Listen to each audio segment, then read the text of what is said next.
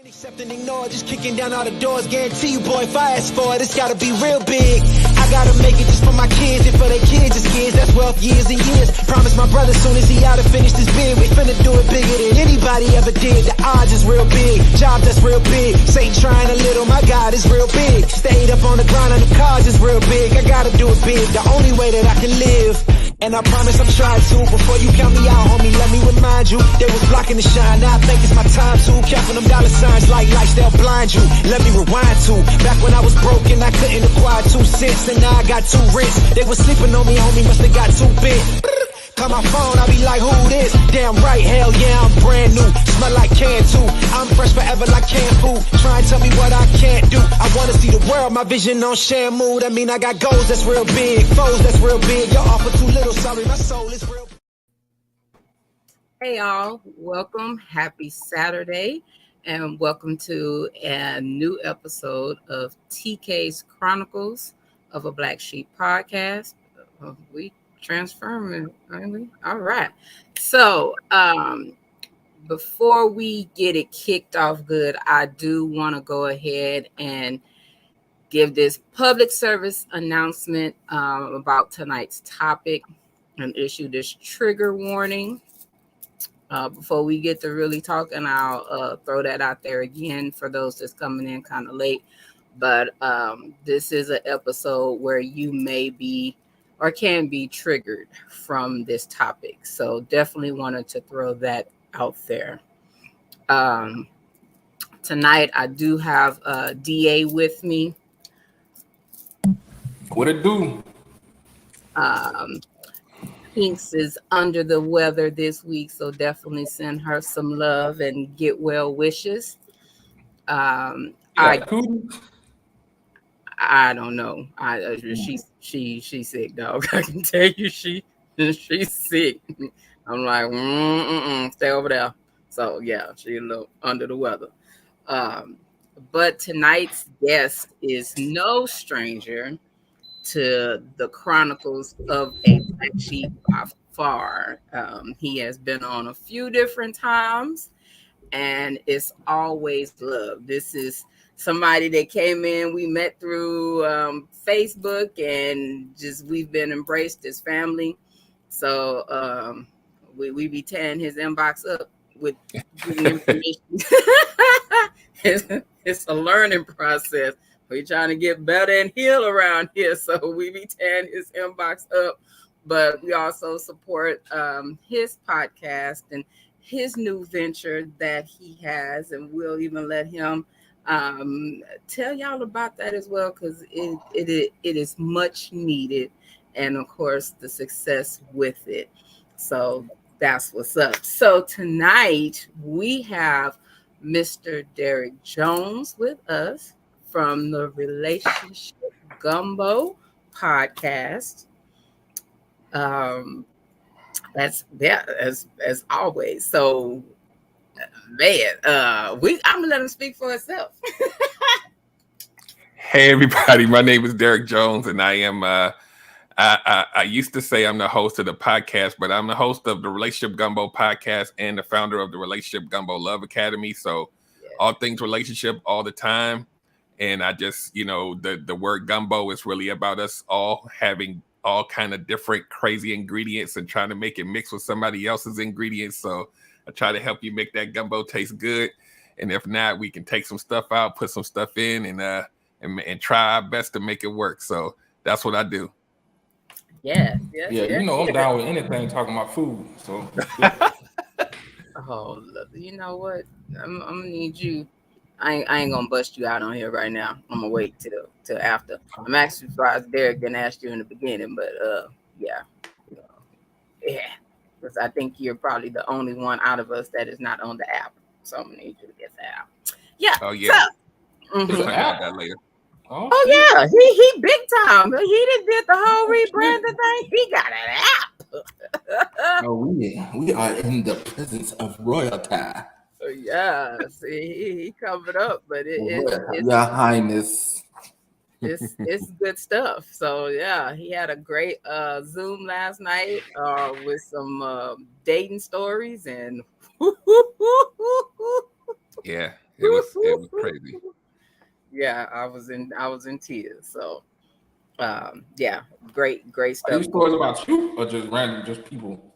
Random people. Yeah, just willing to share they stories, the interesting stories. But so thankfully, I wasn't dreaming about a little arm and a little hand last night. So man, you have to have been there for the story, dog. You have to have been there. So yes. So going to kick off because I noticed some more people are coming in. Hello, the Evening Rush. Hello, Quincy.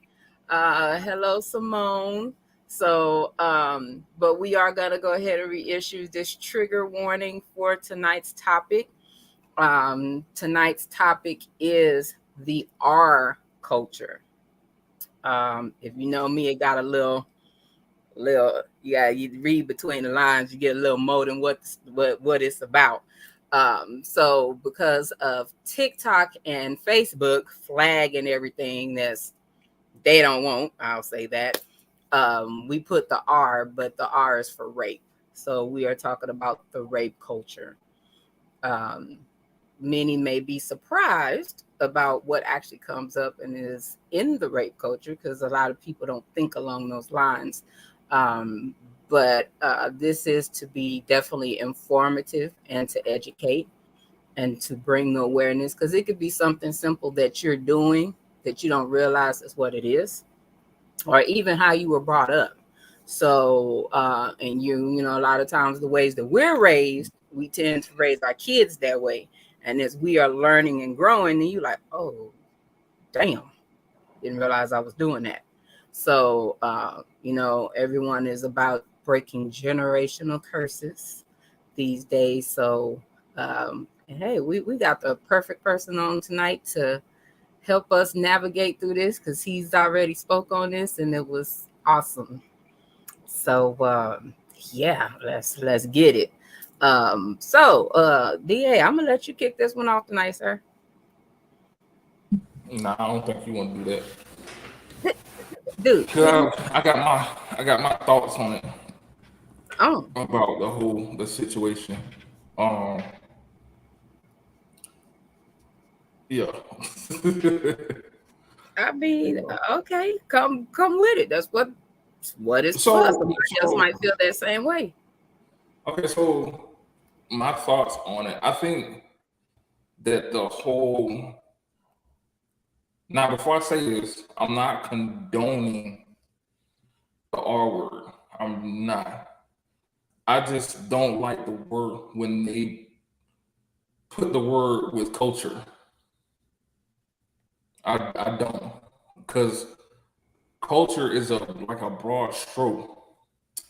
It's a broad stroke, and people who do the R word there's some fucked up individuals. I'm just keeping 100. So when we say the culture, I think is being pushed in a certain direction. So I would now, again, like I said, the R word is not good. I mean, I think if you do it willingly, unwillingly, whatever, you should pay the price. But I don't think it should be considered a culture. I agree. I think that society or whoever came up with this term to kind of illustrate the behavior, but I think it's probably, and I don't know what the perfect way to say it, but the R word may not be the best starter for that. It may be something like, you know, sexual deviant or something else that's not the R word, because the R word, if you really think about it, it's an act. It's not necessarily like, you know, 50 different things that you could do. It's really like Right. I totally one thing agree. that you could do. Yeah. I totally agree. Okay. So researching, of course, the term, as they say, rape culture, and it was how far it's gone back. Of course, it came up in the 20th century, and the term was originated when a feminist released the film called Rape Culture in January of 1975. So this goes back there. Because honestly, I never heard of it until I saw an episode that Derek was on. And that's when I first heard of it. And I was like, oh, okay. But then when the conversation started going about it, it gave you so much to think about on situations that happens and occur in day-to-day life, or why some people operate the way that they operate. So I know female wise, growing up, there were things that I was taught not to do, which may have been considering child behavior, but it was like you couldn't wear red lipstick, no red lipstick, no red fingernail polish. That was those things considered that may attract the wrong kind of attention. You know, if they had to play little makeup, you know, like they used to say, it made you fast. Yeah, you was, you know, you was growing up too fast, even though it came up in a little makeup kits for the little girls. You didn't wear makeup too early, even if it was play makeup. You definitely showed them wear red before. I don't even know what the cut off age was to wear red, but if you wore red, you was fast or considered. What I was told, my grandma told me, hoes wore red. So you couldn't wear red. Too far off. I mean, if we look at societal, if we look at how society has painted the picture of the oldest profession, as I can't think of his name, would say the oldest profession, they need to be legalized. Oh my God, I know exactly who you talking about. I'm sorry, I had to do that. I had to throw it out there. But that's the picture that they painted. Like those were the things that made you stick out in that profession. Yeah. So it's like you said, the things that was considered to be kids running around, jumping, you know, you being a kid, you know, those things was like, okay, don't do that, especially if it was other male people or company around. Don't do that. Go back there in the back. Go do that over there. You know, those kind of things. But you'd be like, wait, but that's my uncle. Or, you know, you're thinking, oh, that's cousin so-and-so. Like, why I can't run around here when they here, but I can run around, you know, whatever else. But it was the thing of like, don't draw attention to yourself. Right. Or don't appeal to somebody. Yeah, Simone said, why is the color red attached to being fast? It's just a color. I think back then, right? I don't think that that's necessarily the case today, but I think back then, the way society was kind of molded, it was kind of more like a lot of women, they worked, but the household was set up differently. So like when you put on red lipstick, it meant you was trying to be sexy, right? You was trying to dress up, be sexy, right? So if a grown woman is trying to be sexy with red lipstick, then a 12-year-old damn sure shouldn't be wearing it. And that was kind of like the sentiment. Like if you're 12 or 10 and you're putting on red lipstick, you trying to be grown, you trying to be sexy. And who's attracted to sexy women? So it's kind of like, or you as a little girl is trying to get that attention with that lipstick. So it kind of had a symbolism back then. I think today it's like whatever. Like they wear whatever these days, so you can be, you know, sexy and anything, just not red. I mean, hey, people wear dang near lingerie to the grocery stores now, so I mean, they be wearing lime green. Yeah, I mean, yeah. So who knows? It's even like then it was action, and even still now it's still more of action. But I mean, hey, that color was just that that was just the color. I don't know. Hey, I don't know. But even in saying that, it's like you said, we always have to be seen more protective over the females. Not so much, even males also, but it's like that. There's a whole different protection and set of rules for the females when it comes down to the R word. You know, Yeah. Granted, yes, there are men that may have some kind of assault that has happened to them as well, but it's like the main target is female and definitely girls. Yeah. So yeah, it's, you know, and a lot of times too, it comes down to just thinking back in those situations. I think it aligns with so many things, even as comfort, because, you know, we always had that family member or that friend of the family that came over that, you know, you supposed to speak to everybody, but, you know, some of our spidey senses was like, I don't want to speak to them. Yeah. Like, a lot of times once you got hip that, you know, grandma was gonna make you go speak to Mr. Charlie, and you know you didn't like Mr. Charlie because you might have caught Mr. Charlie looking at you, or that hug linger, or that hug, that hand may roam in some kind of suspicious way or something like that. Eventually you figured out how to avoid Mr. Charlie. You see Mr. Charlie come, you just go on to the back, of you go into the friend house or something else to avoid, you know, Mr. Charlie, instead of, you know, Mr. Charlie being like, hey, say, you know, somebody pulling Mr. Charlie to the side and saying, say, you know, that Mr. Charlie wasn't being checked in a lot of situations. So he was just like kind of free because nobody checked them, even if they did.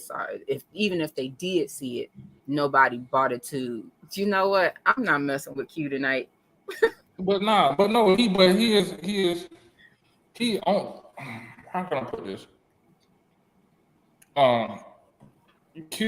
He said something that's kind of along the lines of what I'm saying. Like, I'm not saying don't blame him, but he's a man. He's gonna have urges. Now the problem is, again, he's an individual, not a whole culture. That's why I got a problem with it when they say culture. Because when I hear culture, that means it's ingrained into the fabric of somebody's everybody, society, the way society operates. So that's why I have a hard time saying culture. Now, like I said, the other part, yeah. But when you say culture, and then like looking at the history of it, I find it interesting, very interesting, that it was started by a feminist movement. However, it didn't include certain demographics.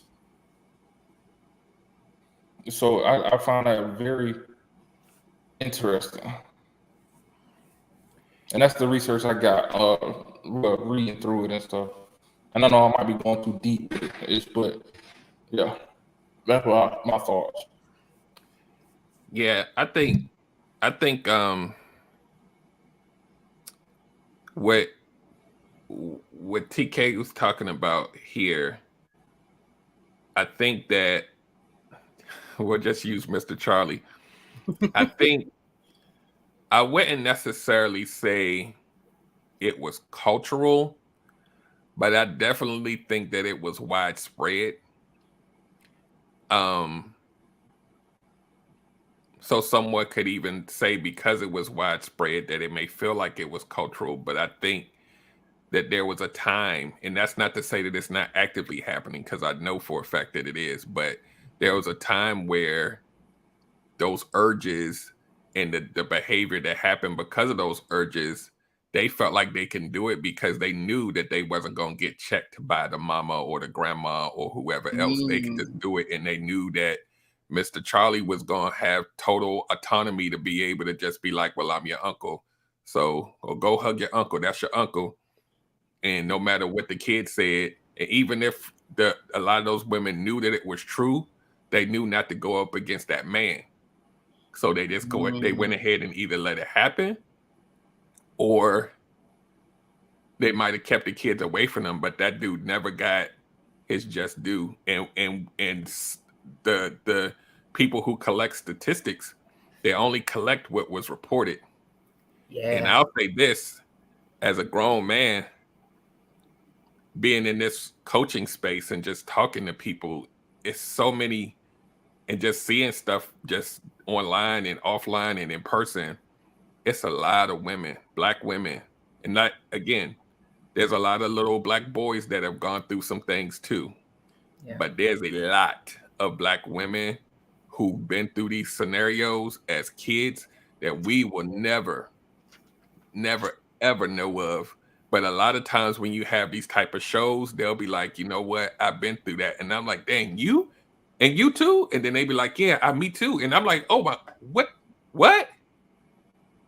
And then my mind goes to a place where we know sometimes when little kids, male or female, go through these type of things, sometimes a byproduct of that is promiscuity, right? Mm-hmm. Then we grow up and we see the side effect of it, and we call them hoes. Yep. Right? But we have no clue. And I'm not saying that's every case, because there's some folks out there, but I'm saying we put these labels on people and we don't even know what they've been through. And now at, being over 40, and you start to hear these stories now with people that are like in my age group, and they're finally like, oh yeah, that did happen to me. I never told anybody. They be doing it on my show or on the shows that I'm like, this is the first time you talk. So imagine if I hear 20 women say that have never said it before, how many of them have gone unreported and they just eating it and they just growing up and being mothers and doing whatever, trying to make it work. So I'm a land there. Yeah. And you are very right, because back then everything was in-house. What happens in my house stays in my house. Don't tell my business. So you may have went and said something to somebody and it got dismissed. Mr. Charlie ain't did nothing. He ain't looking at you like that. No, and you saying something, but then after you keep getting shut down when you're trying to have a voice, which back then they didn't want you to have a voice because you're a kid.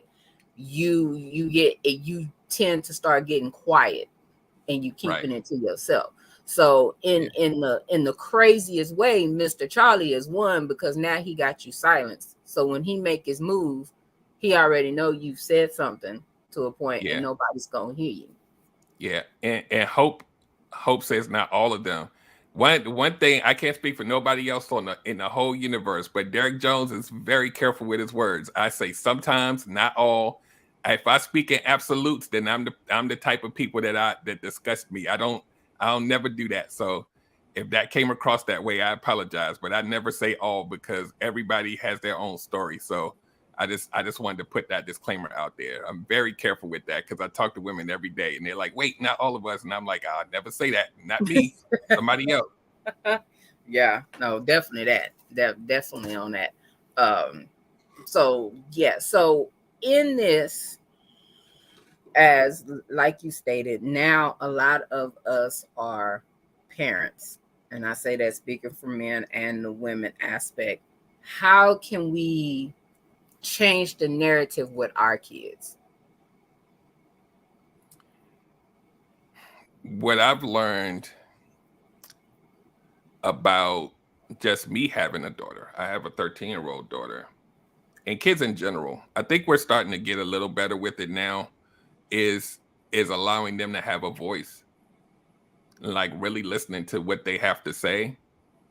Sometimes it's kid stuff, but sometimes it's not, and we have to be able to kind of pay attention to how they behave and how they speak and how they talk to know the difference. And I think there was a time where it was like you're a kid getting your place. And I tried with my daughter, even though she's not an adult, to at least try to understand her point of view as best I can, so that if and when something happens, that she will hopefully not be afraid to say it to me, because I provide an environment where she feels free to speak. And number two, because I talk to her so often, that I'll be able to notice if something's different instead of ignoring it or saying, you're just a kid. I'm at least going to investigate the hell out of it before I tell her she's wrong. Definitely. Yeah. But well, that's where did you get that thought process from? Me personally, because a lot of it has come from just my personal experience, because I'm a lot more observant than probably a lot of people. But when I grew up, we used to get spankings for everything, and our discipline was different. So that's what I was taught. When I did the same thing with her, there was something different in her eyes. It wasn't like I'm being punished for the thing that I did. It was, you don't like me, the person. It was different. It was like the fear, right? It wasn't pain, it was fear. And I never wanted to see that look again. So then I had to learn how to have better dialogue with her so that we can arrive at the same point without the fear, without the pain. There's a little level of, oh my God, I don't want to disappoint my parents. But when you are straight monster to them, this generation is different now. Like they're a little more sensitive. They're a little more intuitive, and you can't treat everybody the same way, even though that's how we were raised.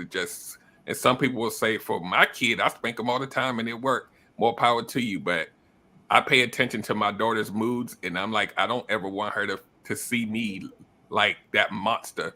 So that made me start to really listen to her more in her perspective. And as she grows into a teenager, they have vocabulary now. They smart as hell. They know how to form sentences and tell you exactly what the hell they're talking about. And you can kind of decipher that because you've been watching them this whole time. So It wasn't like something in society told me. It was just me kind of being in tune with my kid and seeing that it wasn't doing the same thing that it did for me. Yeah. I got 2 points. One, when you said that these kids are different, I don't think they're different. I think we were the same. Our generation was the same way, but the people, because we said it earlier, but the people, when we try to express that, they just shut us down. We're more apt to listening to it. So the kids have more of an outlet out to when they express themselves. So I think that's what makes them, I guess you could say, different, because they have an outlet and they're gonna utilize that outlet. Where when we grew up, it was like you said, you express yourself. Oh, shut up! You just being salty. I'm gonna give you something to cry about, or whatever. The second thing is fear, because doing the research, working in a mental health field and everything, 99% of the R word is based on that. Mm-hmm. Fear and power. Yes. So with us knowing those two things, it doesn't, I guess, like I said, the culture word doesn't sit right with me. I think it's just, I would say, mindset versus culture, or because it's so many avenues. And I know somebody in the comments said that growing up, women were sexualized. Men were too. I mean, just like women, men experience the same thing as women have experienced. The difference is men have been celebrated for the shit versus women, but it's the exact same thing. But The twist is, if a woman is raped, she's embraced. If a man is raped, he's alienated. Oh, he's gay. He must have liked it. Some shit like that. So I don't know where the hell I was going with it, but that's what. So I have a couple comments, just to add on to the first thing you talked about them not necessarily being different. I think what makes them different, the biggest factor, is their access to the internet and their access to knowing that. So human beings, yes, the same. They have emotions, yes, the same.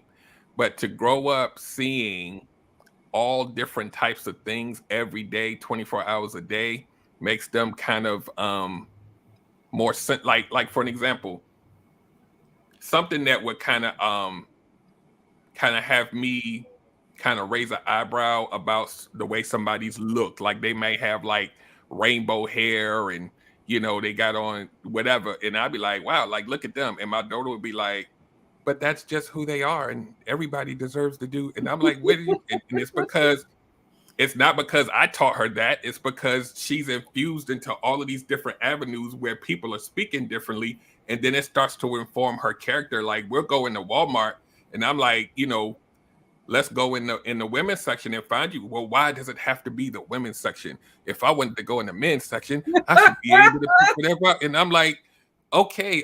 She was like, why do they even have to have labels? Like this didn't come from my household, right? Yeah. So, and I'm not saying that it's bad. I'm saying that they're informed by whatever it's your household first. But then this internet is like, she be on her phone. It's in my house too. So it's like, it's both of them going on at the same time. So as she grows up, her sensitivity to things, how she interacts with things, it's not just coming from me. And then when you put that out exponentially over a whole generation that has this from when they 2 years old and they know how to push the buttons and do all of that stuff, it changes the face of how they kind of accept and because there's a generation even before her that was like, you spank me, I'm calling 911. We never did that. But how did they know about that? Because somebody told them that. Some kid or something they saw on TV or whatever. It wasn't from the household, because the household was the spankers.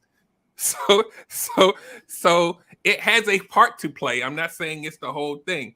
Now, the second point I want to make is men go through the R word just like a lot of women do. But I don't think outside of that we go through the same things they go through. They can't even go to the gas station. Yeah. Feel comfortable. I don't think men at large go through that level of anxiety that they have to go through when they can't even pump the gas. You telling me you go to the gas station and women just be rolling up on you like, yo, what's up? Hey. I've had it happen. How many times? Like, I've had it happen quite a few times. Who rolling up on your big old? I'm not talking about panhandlers. No, I'm talking about, hey, baby. Matter of fact, funny story. I kid, I joke, and I know it's cute, but when I first got here, it was a damn near everyday thing. Ooh, look at that tall glass of water. I'm thirsty. Ooh, shit like that. But it's the same thing with women, though, right? I think they smelled you because you was new there. You look like you. It don't matter. It's the same thing. I mean, it's true. The same thing. Ain't no excuse. I agree. I'm gonna stick my neck out there and say that I don't think men travel with the same amount of fear that women have when it comes to those situations. Maybe you did, and you know what? I will agree with that because of anatomy. Because of anatomy, right? Erica just said it. There you go. Yep. And women don't pose a physical threat of harm to a man. Right. Well, you can't say that now because you got women pulling out pistols and busting on folks. Well, shoot, we have to. Because if I saw you, look here, I'm going to go pump my gas and I'm trying to go in to pay, and you didn't grab my arm, or you come in and I'm trying to walk past you. You, hey, your pinky toe might be in trouble. That's all I'm I'm like a roach. As soon as you turn the lights out, I'm scattering. I'm gone. Deuces. That's me. Because But that is a whole different thing. Like he said, the gas station. Even this happened to me last night. I stopped, go get my little lottery ticket because I was trying to be a winner. This morning when I woke up. So I think I won. I can't find a ticket. It ain't you. It ain't you. No, not the billions. I'm talking about I won something because I remember nothing. Anyway. Okay, I got you. So I'm I pull up, and when I pass by, I make sure the gas station, it didn't look like it didn't have a lot of cars. So I'm like, okay, cool. Go and pull up. As soon as I get up, I promise I don't know where the little black man came from because he wasn't there when I pulled up. But when I get ready to open my door, because I done looked and surveyed, here he go. Hey. Oh, Lord, here we go. So you know me, I ain't broke my stride. I'm still moving to the door, which I'm parked pretty close. But the whole time, hey, how you doing? How you doing? Keeping it moving. Go in. I'm looking out the door before I even, go back out the door. I didn't see him. His little spidey senses. He was sitting in the cut. He kept moving over to the spots because by then it's a few women coming into the store. You don't see you see like one man at the gas station, but you even see the lady. She's sitting and she looking out too. It's like we have a whole different lookout plan where it me just maybe homeless men, but it's a men thing because it's like, okay, you got to be on guard because you never know if that person comes at you one way and you reject them, because now you can't tell a man no, because that puts you in a whole different line of danger now. If somebody tries to, oh, no, thank you, I'm married, or no, thank you, you could politely, and you could say just, no, thank you, whatever. Them being rejected or not having the end game that they expected now puts a woman in a situation. Yeah. You now put in a line of danger.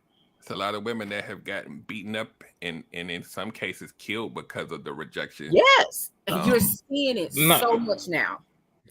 I agree. I agree with that.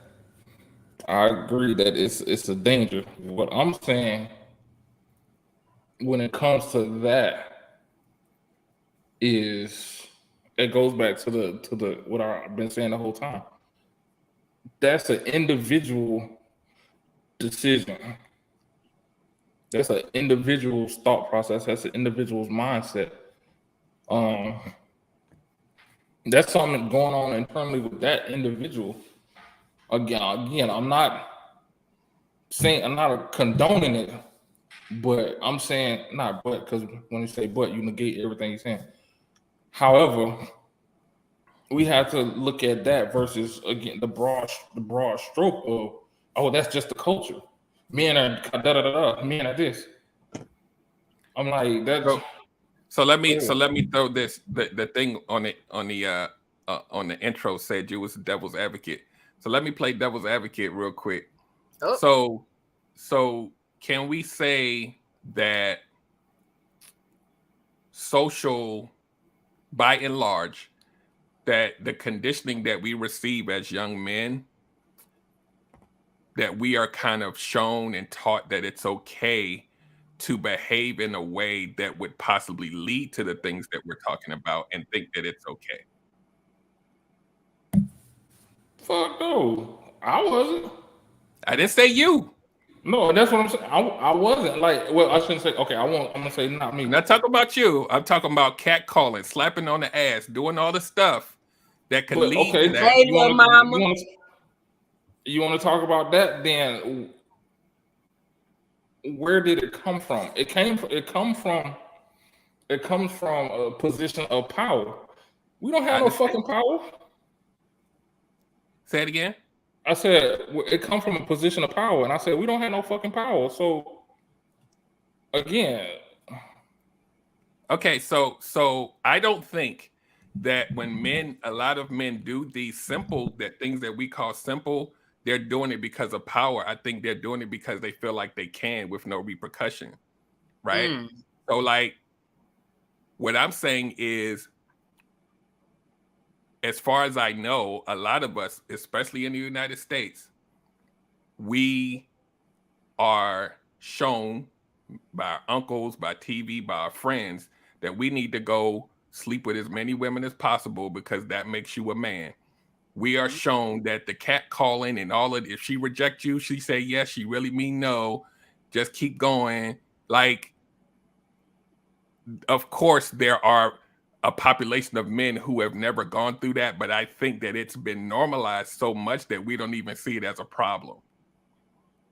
Because all you really got to do is go to like Black Bike Week or go to the local gas station, and it's cool. And it ain't just, it's just that one guy. It's most of them. Because think back to the big events back in the day when they had Bike Week, Freaknik. When you seen Freaknik, I didn't have to go to Freaknik to know what happened at Freaknik. Because 9 out of 10, when you didn't came back that week, whatever dude you know had his camcorder with all the video. In the video, everything that I know I didn't want to be or even experience happened at the Freaknik. You couldn't walk with your girls without somebody grabbing you, pulling your clothes off, doing something that shouldn't have been done. It was like it was a free for all, like it was all hands down. Like no rules were there doing Freaknik. Dudes could do whatever they wanted to do with females. During that time, that's when a lot of sexual assaults happened against females. A lot of unwanted things happened to females because it was like, hey, ain't no rules at Freaknik.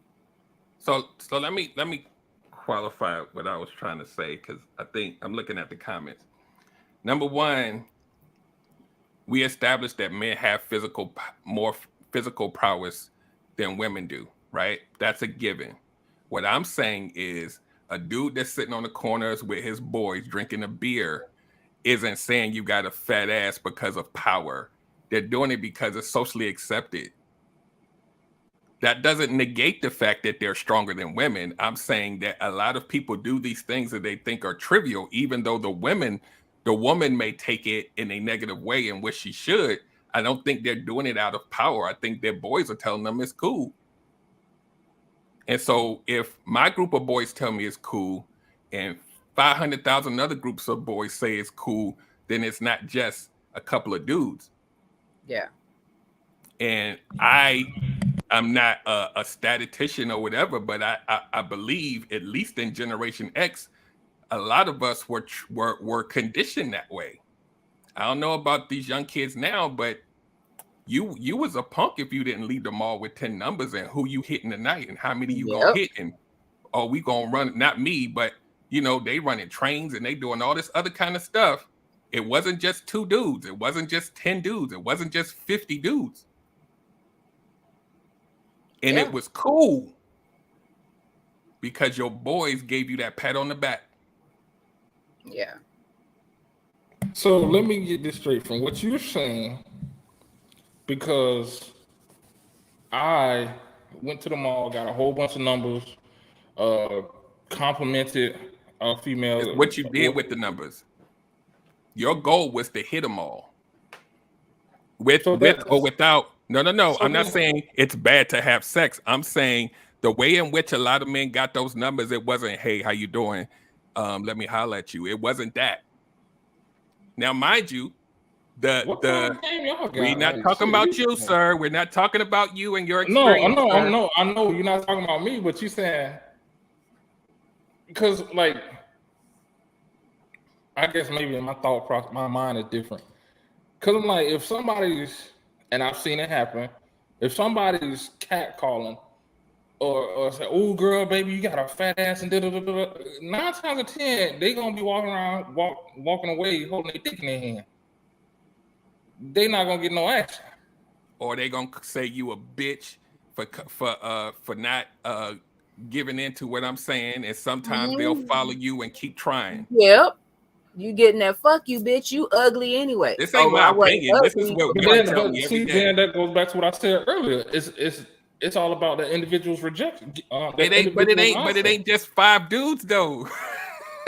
But you can poll a group of 100 women and they'll have the same story. Well, hang around the same motherfuckers then. No, just playing. You know what? No, well, I guess I'm trying to. Well, So I'm not saying that there's this omniscient being that's saying, "Hey, everybody, y'all all do the same thing, so we can call it culture." I'm saying that's what's happening. At what point? At what number of people that do the exact same behavior do we say that there's how are all of these? Let's say it's 100,000 men that do the exact same behavior. Are they all being taught by the same person, or is there some kind of narrative where they're getting that information from the same place? Oh, you just said something. What you said again? A narrative. Is there, like, so for an example, let's say a narrative. Right. So, okay, so let's go with that, right? Let's say there's 100 or 200,000 men that are behaving the exact same way and they've never met each other, right? Their parents never met each other, but they're doing exactly the same thing. Where are they getting this from? If it's not a societal thing, where are they getting the information from to know to do that exact behavior? It's a taught behavior, taught and learned.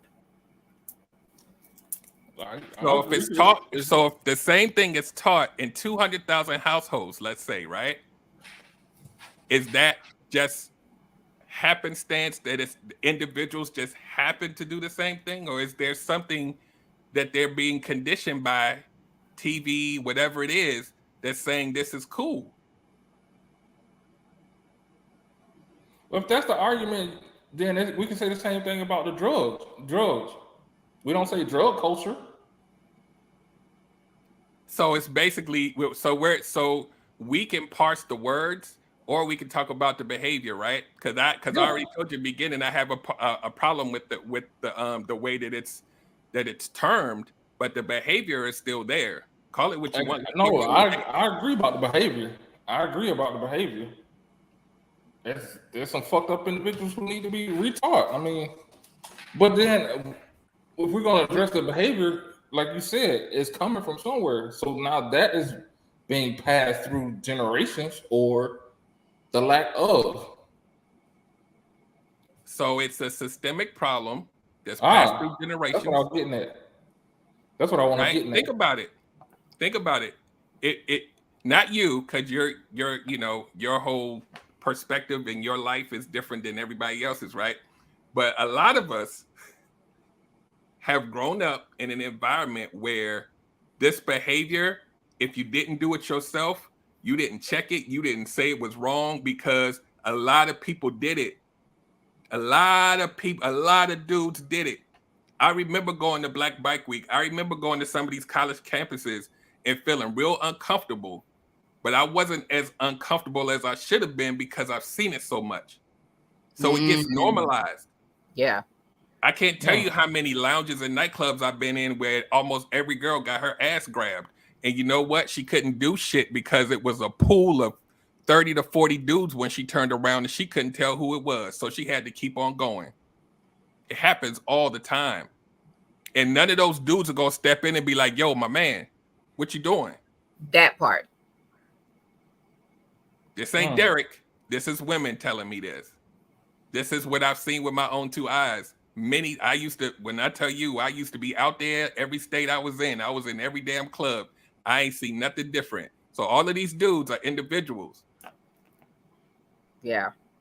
And that's the other thing. You didn't told us some of your little college stories back in the day, and they wasn't pimping.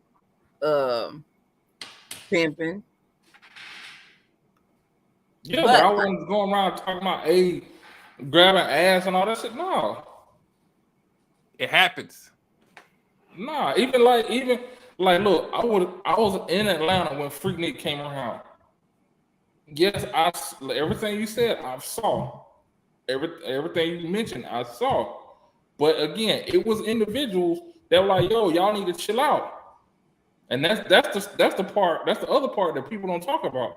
They talk about all the shit that happened. So out of 100,000 people, how many dudes did that? Like 3.1. Oh, come on, man. Like seriously. There are anomalies, but the whole I'm saying, but don't like as a okay. So listen, this is my point, right? I'm not saying that there aren't any stand-up men. No, I I'm know they're saying not saying that. I know there has been a problem for years where the majority of men in a situation ignored it because they've seen it so often and it's been so socialized that it's so commonplace that they're not calling the police. Like, there's stuff that we've seen in clubs that the 911 should have been called. I agree. And it's a club full of people. Yeah.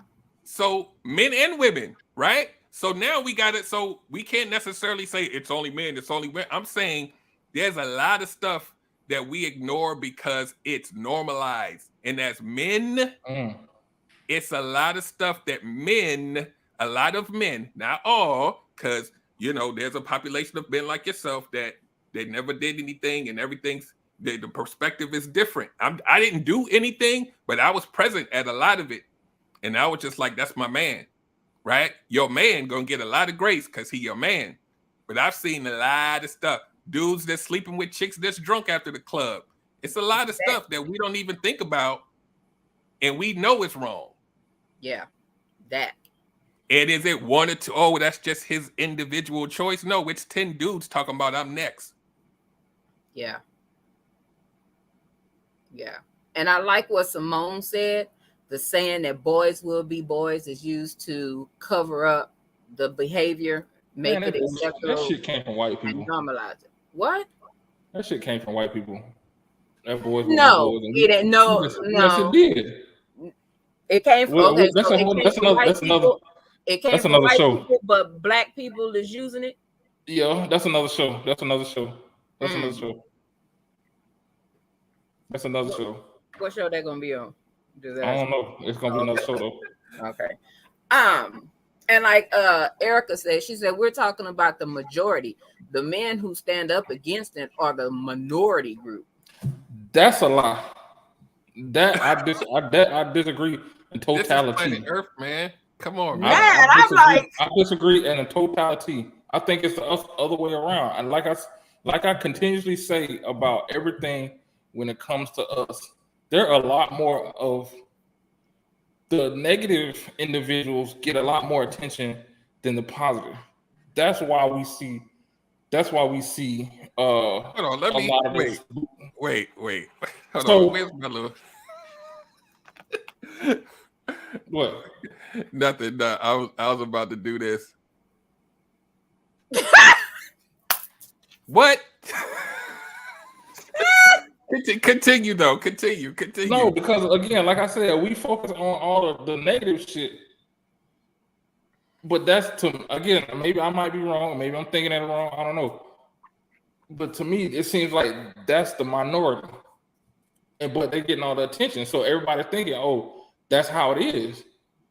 Let me tell you something, man.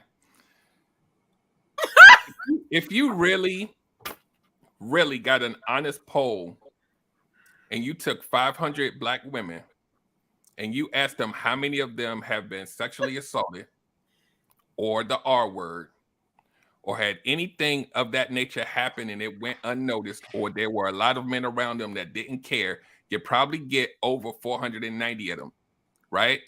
But they're not reported. So it's not about negative behavior being put up front or not. A lot of it you won't even see. All we have is these stories of women. We have the outcomes of what's happened because of these things. And as a man, it wasn't even brought to my attention until I started talking to these women as a coach. I'm like, really? Like all of y'all? Like what the? And so that's where this comes from. It's not that the negative stuff gets put up front and most men are stand-up men. It's not about whether men are good or bad. It's what you choose to ignore because you don't think it's a problem. Doesn't mean you're a horrible person. That may be something that you've experienced your whole life. What I'm saying is it happens so much that we can't just sit by and say, well, it's just a few people that are bad. Nah, it's a lot of us that are doing it. There's a lot of us that are present and don't say anything. And there's a lot of us that have seen it so often that we just like, man, that ain't my problem. It's still there. So then just throw us away then. It's not about throw us away. It's about do better. That's what it is. Like, it's about do better. It's about do better. It's about when you see your daughter or her friends and they in an uncomfortable situation, or it's an uncle, you check that nigga. Excuse my language. I love that language. But come on, DA. But see, that's the thing. Like, I literally just said that. You've been a bouncer. It's a lot of dudes that need to be checked in your whole family households that's not being checked by the men or the women. What I'm saying is, it's not just 10 households. It's not just 20,000 households. It's a lot. It's a lot. It's a lot. Like, I would even say most, especially black, most. But you will never hear it until you start talking to these women that's not afraid to talk about it, and they 30 and 40 and they like, yep. And they out here moving, they running businesses, and then they be like, anybody in the room that they hear one woman talk about it and like, yep. And you like, well, damn, you never reported this? What? It's a lot that you don't need. You have no clue, and they out here grinding. And you like, damn, she doing a thing. She a strong black woman. She's strong for a reason.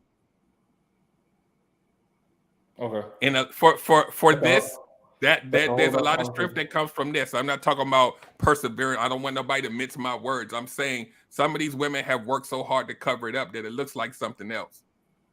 There we go. Okay. And I can agree on that, because like you said, when you were silenced or wasn't able to have a voice, you hold a lot of stuff in. And until you get in a place where you're now comfortable, even healed or trying to heal, this is when you get to that point where you start to voice the things that happened.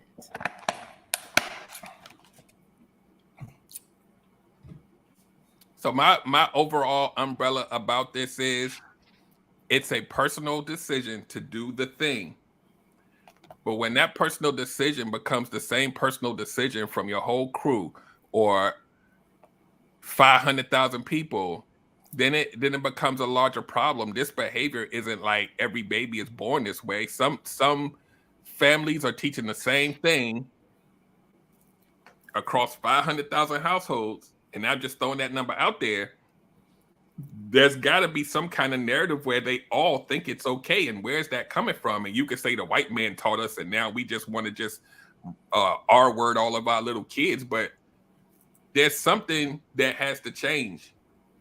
And that, I don't want to use the word culture, but there's something systemic where we have to now have our kids see something different, or have them conditioned different, to where their 10 male friends don't all come from households that say it's cool to go get a girl drunk and do all of this other stuff and go to the gas station and slap some ass and run up to their car while they pumping their gas. Like, it maybe it's me, but I think it happens way more than we ever. These women aren't reporting this stuff. Yeah. Because even I can say, as it has happened to me through the years, I can pretty much tell you, unless my family watch this podcast, they'll never know. Because I'm more on I can talk freely on my podcast versus me telling my family. I'll hear, oh no, that didn't happen, and it'll be dismissed.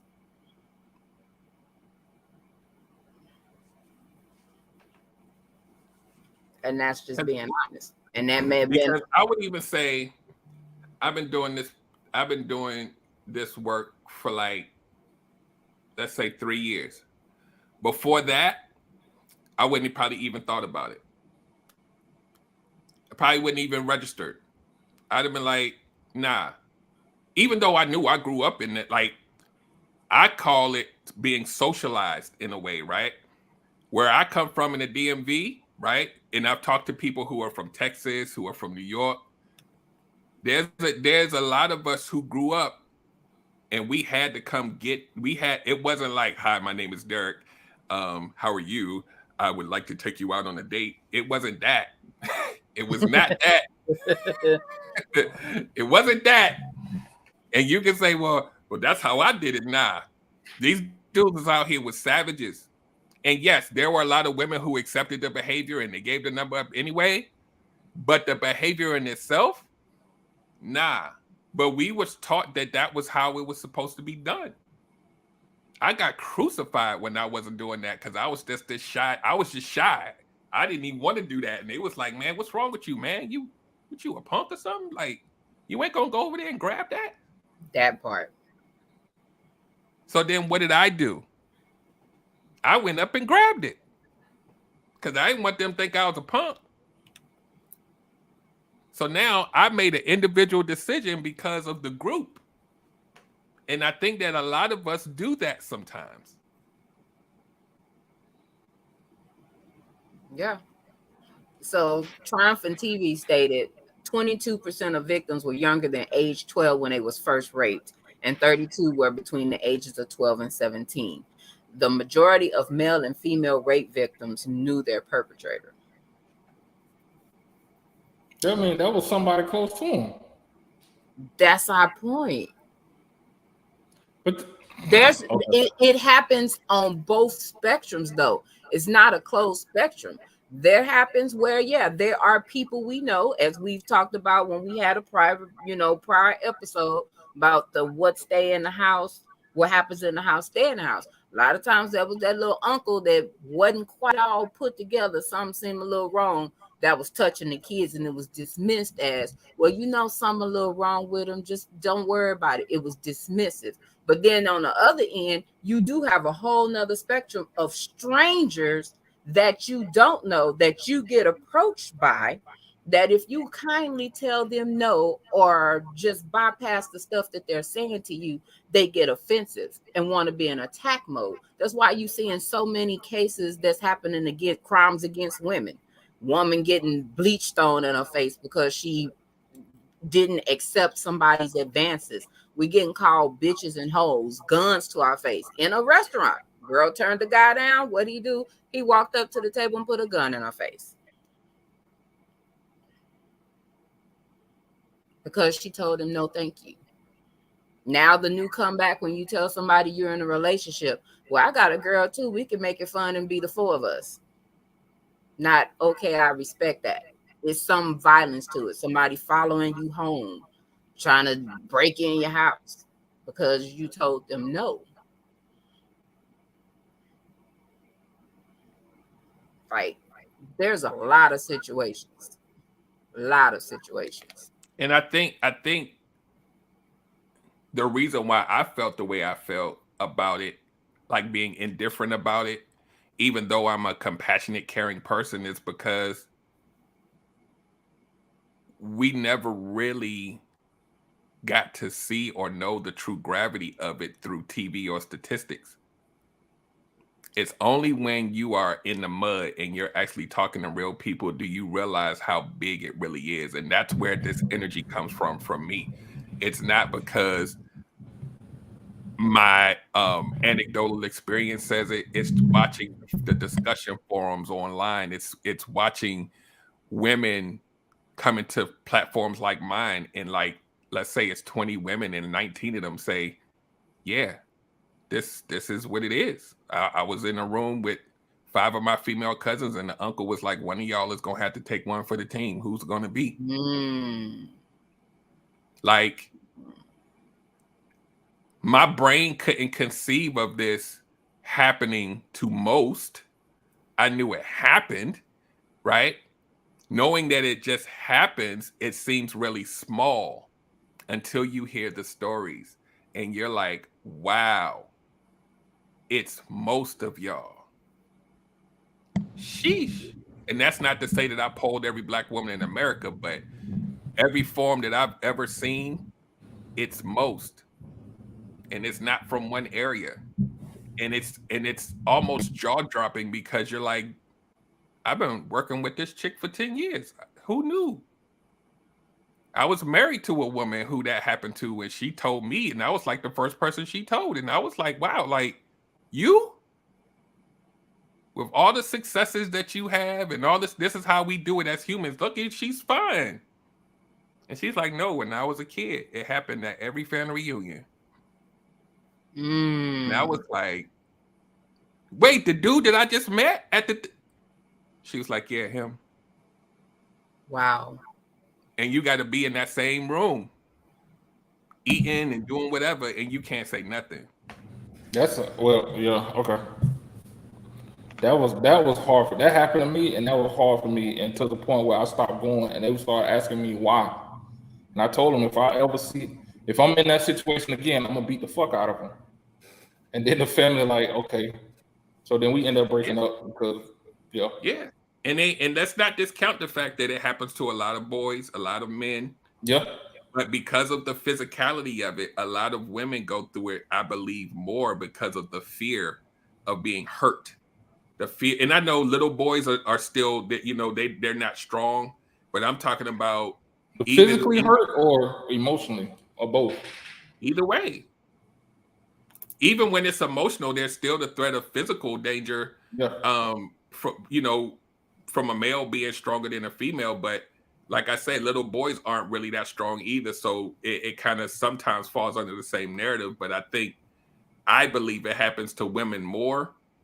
I could be wrong, but I believe it happens to women more just because of the sheer, just the way of their disposition, and how women are positioned, whether they're a little girl or whether they're 25.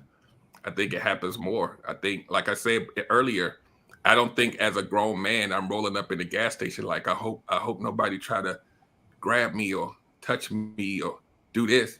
You're gonna have your little people, women or whatever, that's standing by the gas station, no car, whatever. They like, hey, how you doing? But I ain't afraid of her. Not by and large. He wasn't afraid of them little ladies that was hitting on him either. Or the old women that be I got a couple phone numbers. That one lady had no teeth. I don't know. You know what? You know what?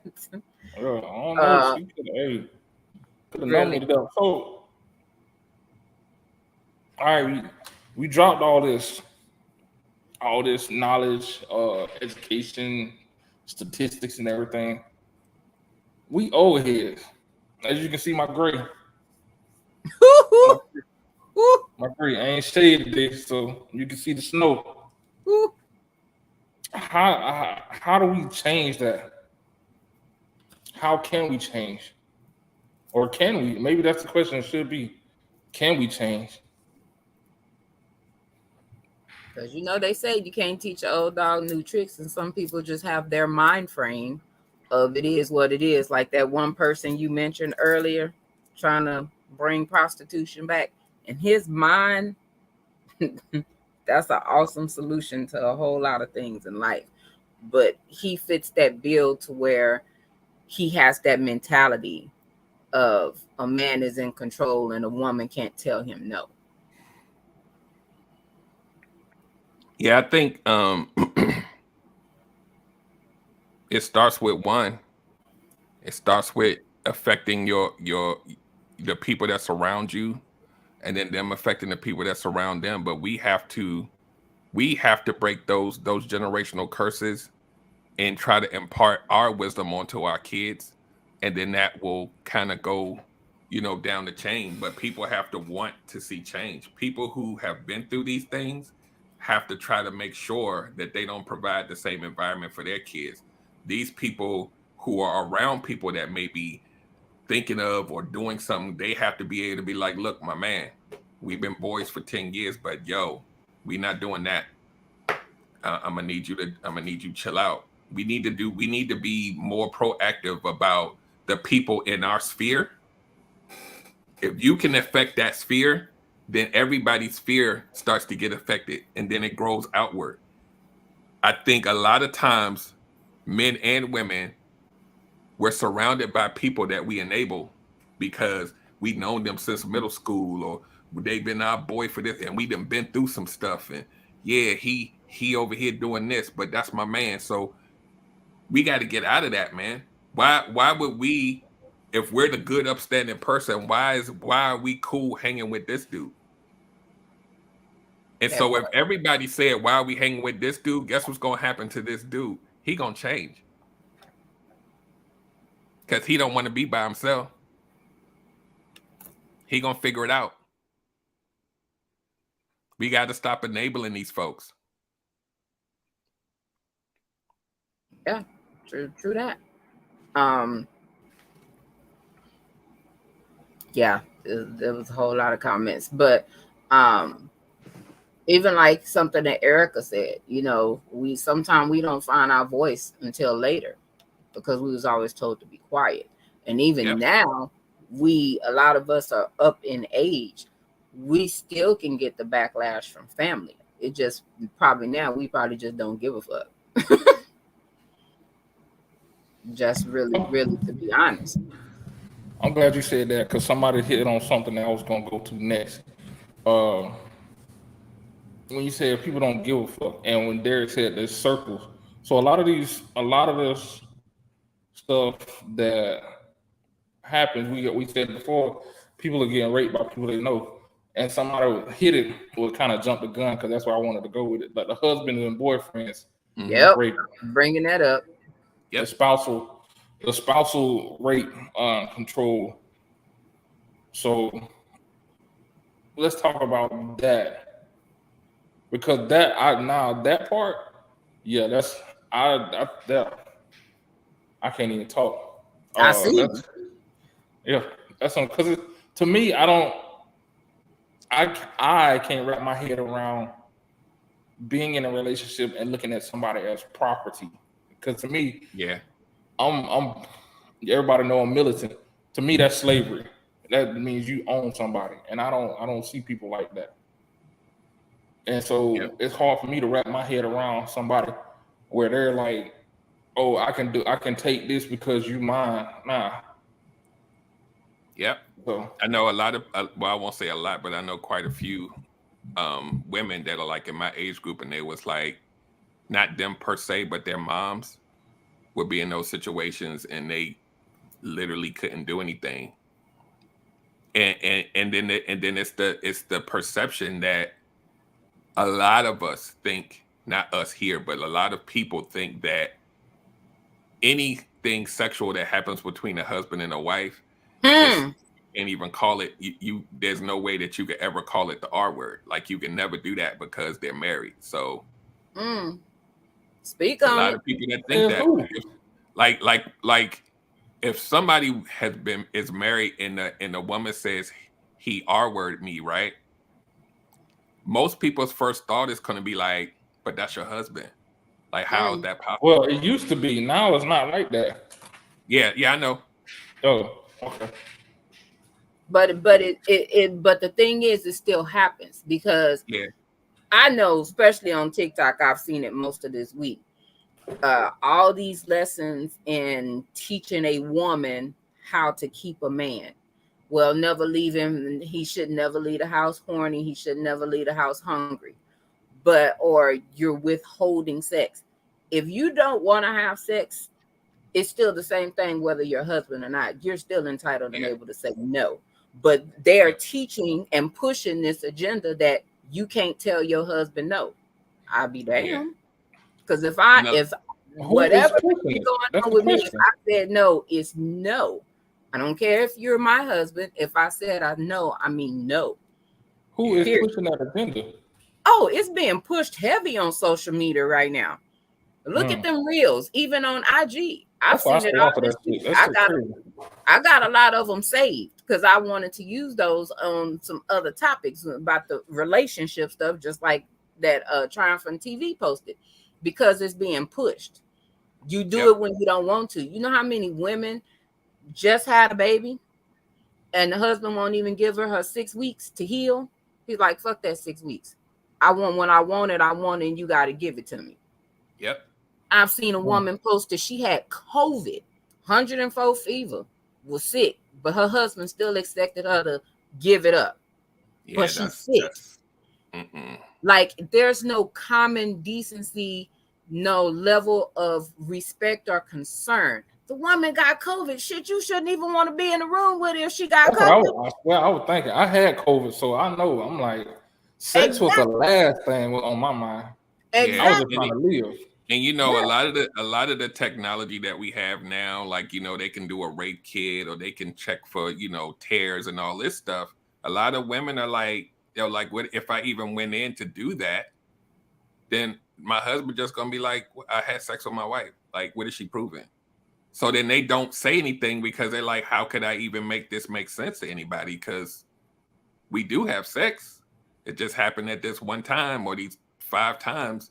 It was wholly, like, a lot of times when it's done like this, it's very violent and it's different. You know what I mean? So, but then when you report it, it's like, okay, so we found the semen, but that's your husband. So yeah, like you're just supposed to take it and give it to him at every beck and call, no matter what you got going on. If you sick, half on your deathbed, you're still supposed to have sex with him and not tell him no. It was one I saw the other day. I clearly watched the whole thing and I was like, if it comes down to that, I'm gonna be single. yep. If it come down to the point of me saying no and he getting his feelings and he pissed off because I won't have sex with him one night, or if I'm sick or under the weather, dude, I just might as well stay single because it ain't gonna happen. So he gonna be a mad motherfucker. My no is my no. Don't care if we married, still my body. My no is my no. But I'm telling you, they're pushing this agenda very, very hard right now. Very hard. Again, like I said, I continuously say this. Who? People on social media. But let's go back and be serious. There's a lot of older people that will tell you that too. Big Mama used to say that too, because I've heard my grandmother mention it before. Hell, I can't say my mama has said it because my mama is pretty strong-willed, but I know I've heard a lot of elders say that. You satisfy that man if this what he want, if he wants you to stand on his head and swing on the chandelier, damn it, that's what you're supposed to do. I guess I was fortunate. I grew up in a family full of thugs, so none of that shit was finna go down. Somebody gonna get shot. Yeah. And something that Derek even brought up too, that a lot of people don't think about, because Derek brought the aspect of someone being drunk and being violated. There's situations where people are on medication and are being violated, and people don't see that as a form of rape. That person is out of there. They cannot consent. So even medication falls. That's rape. That's like they've been preaching that since Moses was in short pants. That if they can't consent. Hey, but like I said, people think when he say consent that is alcohol. Medication falls under that as well. Yeah. Well. So that's a whole nother door. That's even being open, because you know a lot now. Hey, people be taking melatonin or whatever sleep medicine they gotta take. NyQuil. Yep, and they out of there.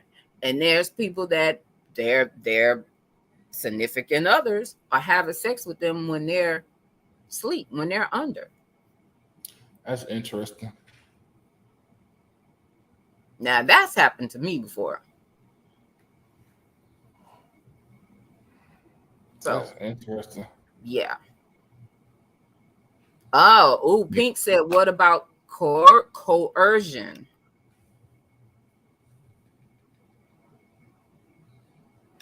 Yeah. I guess that right there happens probably more often than not. That I love you. So then, because let me stop. I'm not gonna do it. Go ahead, let's do it. Let's go.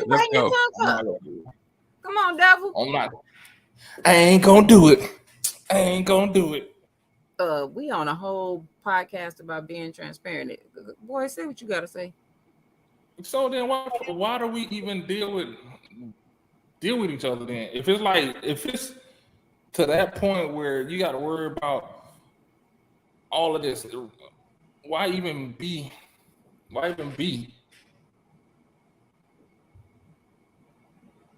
Because technically people want to be in non-toxic relationships, sometimes some people don't know that they got that in them until you done got down the line. And, you know, once the representatives start wearing off, and then that's when you get to that point where you don't want to be with that person. You try to stay hopeful that you find somebody that is not so toxic and is healing. But I mean, that this is also why a lot of people say the dating pool got pee in it. But you know, you got some people that's a little rough that have that mentality. Yeah, it's I think, and this is grown up Derek talking, because there was a time, but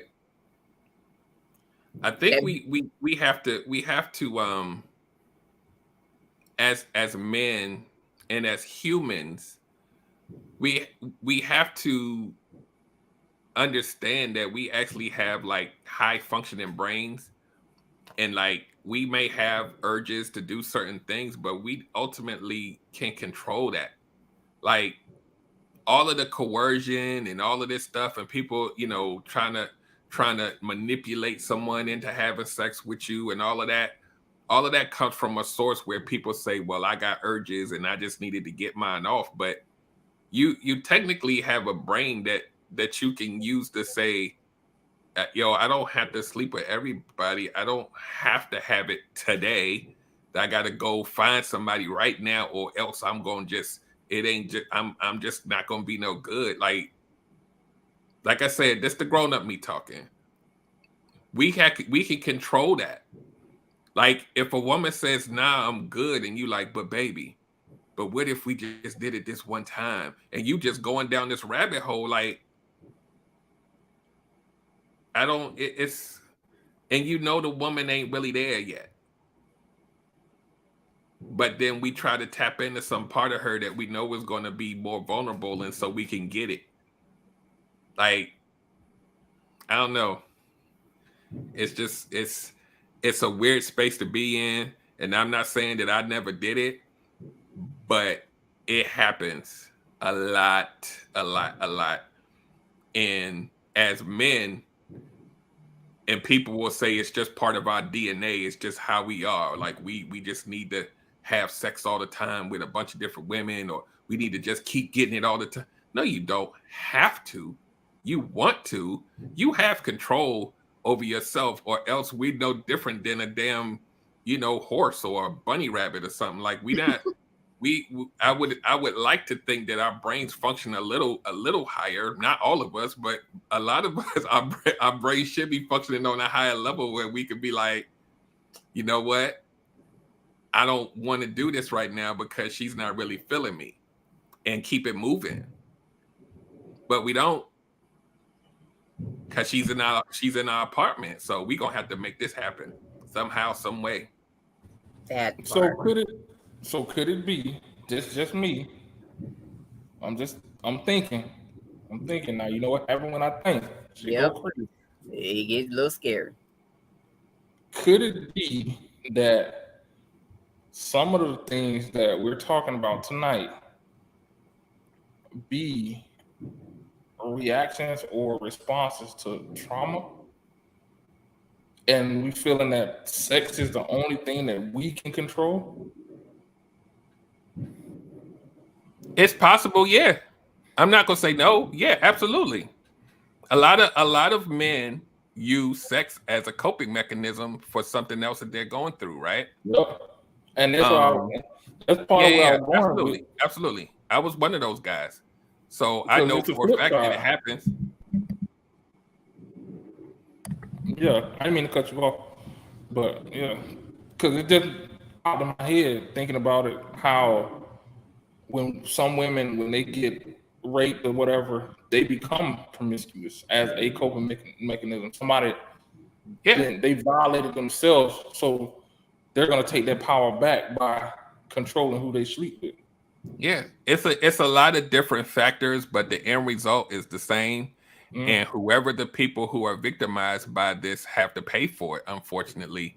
And so we can parse out, like, let's say 500 different ways that lead up to the sexual deviant behavior, but then it all arrives at the same point. So then we have to, like I said earlier, we have to make the end result that you arrive to right before that happens be the issue that we tackle, because we can't necessarily tackle all 500, but we can say, hey, if you're in this situation, this ain't cool. Yo, my man, I don't know who hurt you 10 years ago, but you right now, what you doing to that chick, that shit ain't cool. And we not rocking with you. The rest of us 5, we rolling, man. You on your own with that shit. Have fun. We not fucking with you no more. Yeah. And I think back then, a lot of men, even now, I think men are scared to be that one sometime that calls. Yeah, absolutely. Absolutely. I disagree. I think what it is, people attract who they really are. So if I'm a motherfucker who likes to do that type of stuff, I'm gonna find somebody who is on that same wavelength. So we can I'm gonna push back on that. Huh? I'm gonna push back on that. Think about it like this. I want you to think about it like this. How many groups, I'm only talking about men because I'm not a woman. How many groups of dudes do you know that they're all the same? Meaning, there's not a dude or two that's in the crew. Like, you know how a woman be like, yeah, yo, D, you are such a good guy. You got any friends that's just like you? And you be like, nah, you don't want none of my boys. Yeah. Nah. No.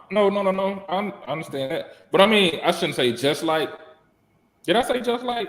Yeah. So you said something like that. You said they gravitate towards people like them for whatever the like reason, them. right? But you can have common core.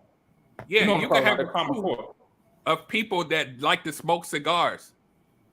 But one of them is doing the R word, another one over here is doing this, and y'all come together because y'all like cigars. But that's I'm glad you used that analogy. That's the exact same analogy I'm talking about, because it could start out they all met because they like cigars. Mm-hmm. And oh boy, he over here, hey man, I got this one chick, you want to come through? You're gonna have some, I'm like, nah, dog, on rock like that. But then you're gonna have one like, oh, what time? Let's set it up. Let's set it out. Absolutely. So that's what I was meaning. Yeah, the reason why I said pushback, because I was Trey getting out the car like, yo, doe, let me out. I can't go. Yeah. I was that guy. That's why I made that real, because I'm like, there was a point where I knew, and I eventually detached from them, but I knew that this was a path. Like the dudes that I grew up with, they was running trains like they work for the subway system, yo. And it was cool. It was cool. And they was like, Derek, you coming? And I was like, nah, man, I can't pass on. I didn't say I'm not messing with y'all. I was just like, I'm a pass. I'll holler at y'all next week at the club. Yeah. Yeah. That's crazy. Which meant the majority of them was cool with it. Exactly. Nobody saw it was wrong but me in that group. So when people say you hanging around with a group of people that's like you, they wasn't like me, but they was good dudes to go to the club with. You know, we have a cookout here and there, but that right there, I couldn't mess with. But that wasn't enough for me to detach. Why? Because I knew it happened so much amongst a lot of different groups of people that it wasn't enough for me to be like, yeah, I'm just not going to have these group of friends. Only until I got older, I realized like I really don't have to be their friend. Like there was a part of me that needed to be loved by friends, right? So here comes the trauma, right? I wanted to be a part of the crew. So, but being part of the crew meant you had to accept the behavior. It's just like a gang. People don't join gangs because a lot of them don't join gangs because they want to kill people. They want to be a part of something. Be a part of something. Yeah. You're right. So it's something that I think like we can talk about this and have these conversations or whatever, but we gotta now leave these conversations and go into our communities and say this ain't cool. Yeah. We have to change the narrative on how the seed was already planted. We got to uproot that and start over, because a lot of these old school people are now grandparents, and they're teaching the grandchildren that way. Yeah, that's why a lot of the people like myself that are out here like shouting from the rooftops, like let's do better. I'm a life coach. I'm holding a men's group. We all got gray in our beards. Like we now realizing that we have a voice to change. But we wasn't doing this when we was in our 20s. But now No. we like, man, we really, and it needs to be more, but there's a lot of us out here that's championing change now, like the real shop talk and Tony Watson, and like we not young, but we realize that those young people need us. They need us in a way that generations before us never really needed it like this, because it's crazy out here. Oh It's yeah, crazy out here. it's out of hand, and the guidance ain't there. It's like the guidance to do right isn't there, but they're quick to pour into them the wrong. Like the wrong is just being pushed heavy. Oh man, you don't let her talk to you like that. You don't take no from no woman. That's a woman. She ain't bigger than you. You the king. That's that new the king. You the king. You run it. What? Yeah, that's the manosphere and the alpha male crew out there. They Mm. real special. That's a whole nother show. You need to earmark a show for the red pill and the manosphere. Yeah. Yeah, I Put guess that on your I guess schedule. that's why I wrote solo, because I don't hear all that. You the king. Oh, you don't let her tell you no. I look at relationships like a business. Like, yeah, Hey, Yeah. all this shit crazy to me, for real. Yeah. It But is. that's what's out here. To TK's point, that's what's out here. That's Yeah. and we know that the most dysfunctional stuff gets the squeaky wheel gets all the attention. But they really pushing that narrative out here now, when the women need to submit to me because I'm a man and I don't have to do anything else. I just have to be a male. Oh, you talking about the what what they call them, the whole tip and the woke? Nah, not even that. Not even. ain't even I'm not that. talking about them. It ain't That's even talking that. where I about- heard it from. I'm like, bro, if you don't sit your 4-tooth having ass Yeah, down, they probably branch off into kind of the same kind of narrative, but now it's called the manosphere and the red pill community, meaning coming from the movie The Matrix. If you take the red pill, you wake up and you figure out what's going on. So they feel like now that they're the red pill, that this is how it's supposed to be. I'm the alpha and the woman needs to be, and it's just stupid. Anybody who's really about that ain't gonna be going like wearing they wearing t-shirts saying alpha male on it, and I'm like, who does that? But Yeah. whatever. Yeah. because if you gotta say it, it's really not true. It's show and not tell. Right. So, yeah. But because it was a guy on IG the other day, and he was on another podcast, so it really drew attention. And he was speaking along the fact that because when he gets married, he has to make all these accommodations for his wife. The least she can do is propose to him. And when she proposes to him, she's supposed to get down on both knees, bow down to him, and kiss his feet when she proposes. What the heck? See, I can't make it up. I can't make it up. And I'm like, what? That sounds like some Huggy Bear shit. I said, oh, okay, that's what we doing now. She gotta bow down on both. Now, when you propose, you on one knee, but she gotta be on both knees and kiss your feet. And see, you. This type of behavior speaks to the narrative of what we were talking about the husbands and the wives and the boyfriend and even boyfriend and girlfriends, because they acting like they husband and wife these days too. So that entitlement that someone even has over your body, the ownership. So it's like all of that includes sex too. Like they're like, yeah, the bowing down, but when I want some, you have to give it to me. Yeah.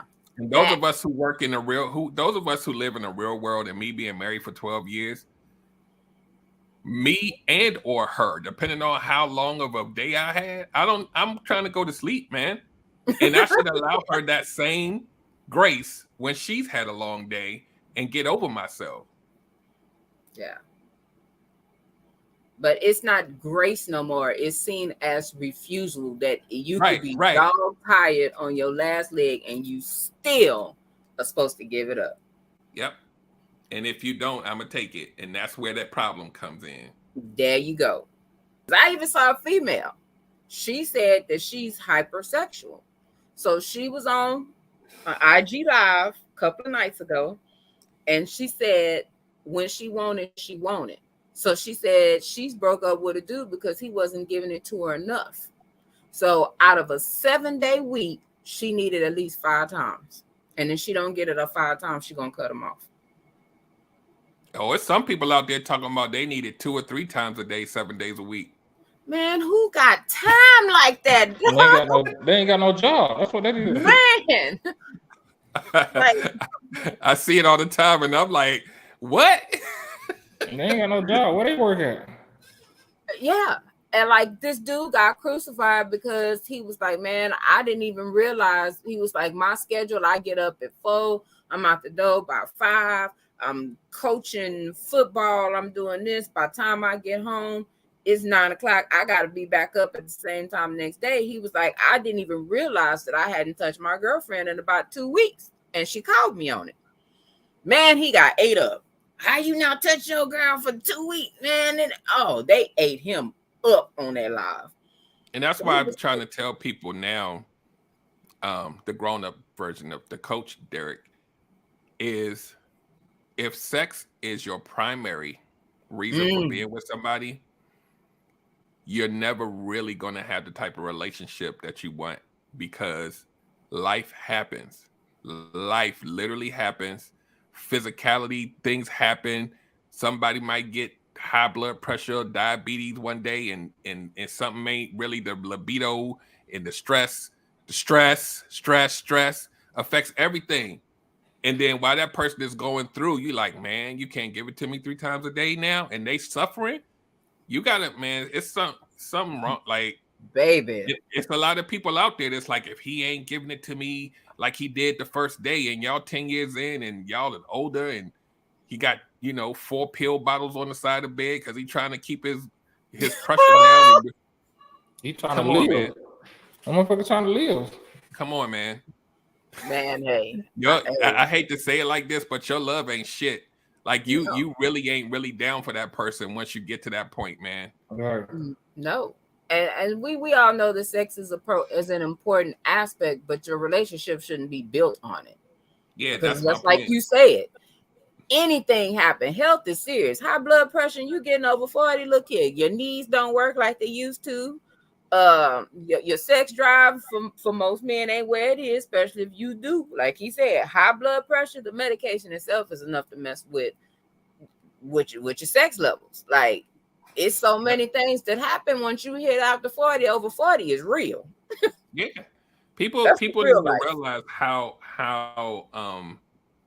debilitating these things that we go through on a regular basis. A lot of us, like, even if it's just for moments, like depression, stress, anxiety, and how that affects your whole mood. And so you saying, you know what, today, baby, I can't today. I just need some time. And she'd be like, man, if you don't, like, what's wrong with you? You a man. You can't get it up for me. I'm standing right here. And he's like, yo, like, what they say? You just laid up. That shit, I heard. Somebody said that on a movie. I've heard that. I've heard that. Just all you gotta do is just lay down. Yeah, let him roll over and you just lay down. Like, what in the mother? Like, the whole mind frame of people's thinking just it just kills me. Like, man. And you'll find some person, and I've seen this happen before. A guy. When I was working in pharmacy, dude was taking 2 different erectile dysfunction meds. I was like, damn, I didn't even think they gave y'all all that. And it was serious enough to where he was pushing it because, of course, the insurance wouldn't pay for it. So he got the doctor to do a whole nother medical necessity paper, everything, because those meds are only given out normally in like 14, maybe 14 pills if your insurance good. Otherwise, they only give you like 7. He had 30-day supply on each. That's rare on both of them. Like, dude, you trying to hold it. And then he got come to the counter, he got horny goat weed and everything else. And that shit really work. Horny goat weed. He trying to stay in the game. He trying to make sure he rise to the occasion. I was like, damn, you gonna fuck around and kill yourself. And he died on top of me. Yeah, because he trying to keep up. So you gonna kick him to the curb because you don't have no understanding. Like, come on, man, make it make sense. Like Derek said it the best. Life freaking happens. Like, yeah, and a lot of our bodies are related to our mood, our thought process, what we went through that day. Sometimes a man ain't gonna get up because he don't like you right now. You know what I'm saying? And the same happens to women, right? yeah, The same happens to women a lot, right? And so yeah, we have sometimes have the expectation that you just supposed to be on all the time, and it's like, yo, you just yelled at me, yo. Like, we not doing that right now. Like, yo, like what? Nah, go somewhere with that. yeah. Because I don't like you right now. It ain't happening. I'm sorry. I need to be in a better place to be able to sex you. If I'm mad at you right now, dog, it is not going down. I'm sorry. That's the last. Listening to y'all. Yes, sir. Listening to y'all, a lot of this ties into what we were just talking about. Yeah, it does. It does. Mm-hmm.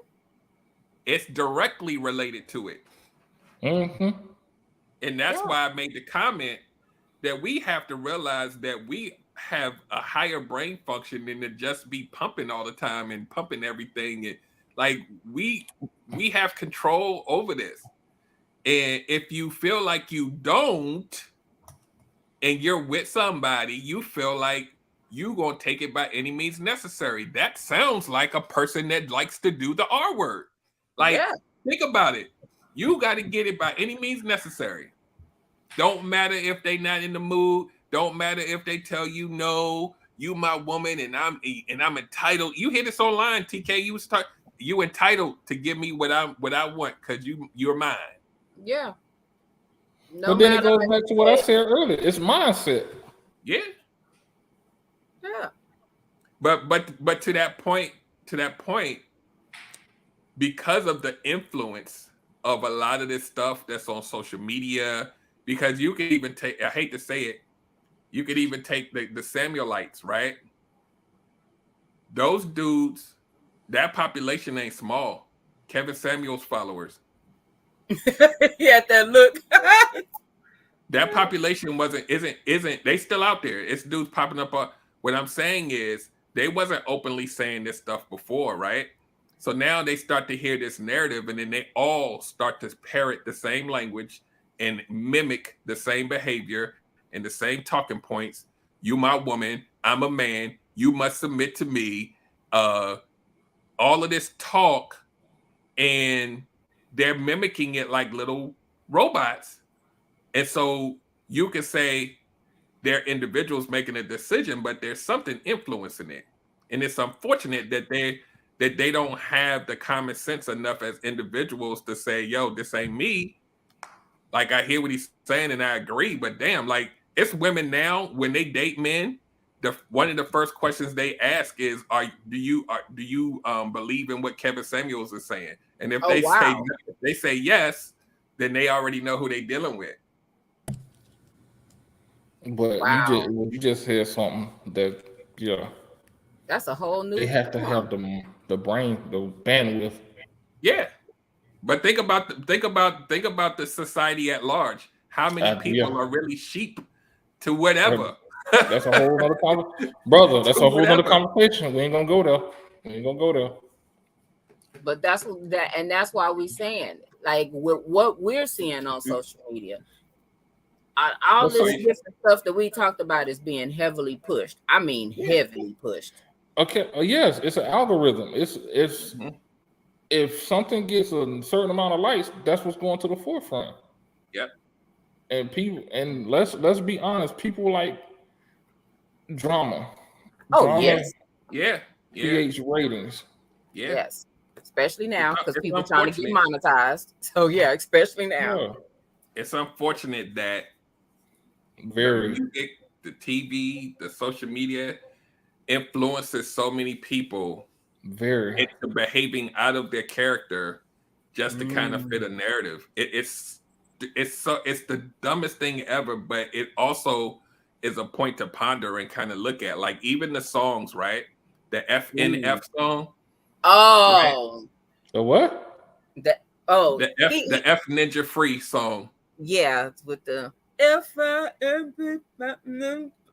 we didn't posted it in the group. Like so my point to that is you now will develop, even if a small population, there's a population of women that are out here singing this, and they're going to push whatever that narrative is and those lyrics as if it was their own thought process. And the same happens to men. We've been doing this since the Eazy-E days. Like we'll follow, you know, and they say music doesn't, you know, it's an individual choice, but there's populations of people that are following a narrative like sheep. Right. And YouTube is the new, you know, whatever. Like you go on there and you find a podcaster that has 2 million subscribers, and most of those subscribers are like, yeah, we doing what you say. It's power in that. For some reason, it is. Yep, that influenced elections and politics and all kinds of shit. But that's another conversation too. Yeah, sure is. Y'all got topics for the rest of the year out for this one show. No, for real. Because I mean, it's just like, I don't know. It just feel like it's just this month hit, and it's just like everything is just like running like a super herd of cattle or something being chased. Like what the hell? Like it's crazy, and just the mind frame. And you start hearing people talk, even on TikTok, and I'll be like, I'm going, block. Because I don't even want you coming down I don't even want you up in my my For You page no more, because you're obviously on some different type stuff. The power of TikTok is something that we never saw coming, and it's now influencing almost every aspect of people's lives now. I disagree. You disagree? I disagree. And the reason why I say that I agree with what you're saying about it, the impact. I think that TikTok was created off of how fast Facebook grew. Then it went from Facebook to Instagram. Then it went from Instagram to Twitter. So they seeing a pattern. So that's how I think. Again, that's how I think that TikTok was created, because they knew this was going to be the next level of social media. Well, so here's the thing, right? And I'm gonna jump on and jump off of this because I know it's not the topic, but TikTok came out and lapped them all in record time, in a different way than they were used to seeing. There were things out there that were similar, but somehow this became the norm. So much so that TikTok is being watched more than YouTube now. Whoever knew that would be possible? TikTok is gaining market share on search engine searches over Google now, right? So if you want to learn something, you're going to go to TikTok before you go to Google or YouTube. When you go listen to your local radio station, you're hearing songs that are being made popular on TikTok before you hear anything else. And TikTok, those songs on that For You page, they play so much in rotation. You like, damn, let me go get that from Spotify, or let me go in the radio station. It's like, we got to play it now. That's why every time somebody turn the radio, I'm like, this sounds like my For You page. It's literally like, it's crazy the way that the impact that it has. And I know every social media has, and I know over time technology improves, but they've done it faster to the point where, you know, Instagram and Facebook are like, now we got to do reels now too. Like, we got to keep up with them now. Yeah. But it's going to be something else to come out next. It's going to blow absolutely. out of the water. Absolutely. So, and it goes back to what you said, and it ties into what we're saying. What we're saying, like, a lot of this stuff is being force fed. We're force feeding this type of this behavior, and we're enabling. That's the word. Enabling the individuals who present this behavior with all the with all the technology, with all the social media stuff. Yeah. So it's just making it. I'm not saying making it worse, but it's enhanced. Not what's the word I'm looking. Yeah, I'm just saying it's fuck. It's making it worse. Yeah. Yeah. Ain't no ways around it. No, you're right. Because it's mass. I don't know nobody that don't have a TikTok.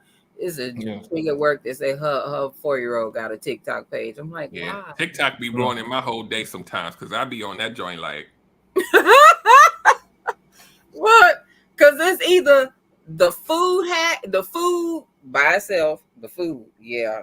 I be like, ooh, I'm going to try that. Ooh. Or the other little hacks that they have. But then every now and then you get one of these so-called gurus or one of these spiritual folks, Lord Jesus. Yep. So everybody on there is a tarot card reader. They a prophetess. Spiritual healer. Cash at me $5 to get your reading. Man, it's crazy. Yeah, you're right. I guess I am a hermit because I don't. You so behind. Bless your heart. I really am. Cause like I don't. Yeah, we'll talk offline because they might be watching. They might be. They might be. So one of the comments that I seen earlier that came up was the notorious "Let me put the head in." Yep. That's one of them other what's the name. And said, "No, just come on, baby. Let me." So wait. So what if the woman say that? What if a woman say, "Just put the head in"? She's really. Or she said it to a dude that don't want it. If the man is resistant and she says that, just put the head in. I'd like to find that guy somewhere. Like I would like to find him. I'm just asking. It happens. It happens. She just put the head in. Just a little bit. And he's like, no, I don't want to. No, I don't. Find me that dude. He's on a remote location on the island somewhere. Under CIA.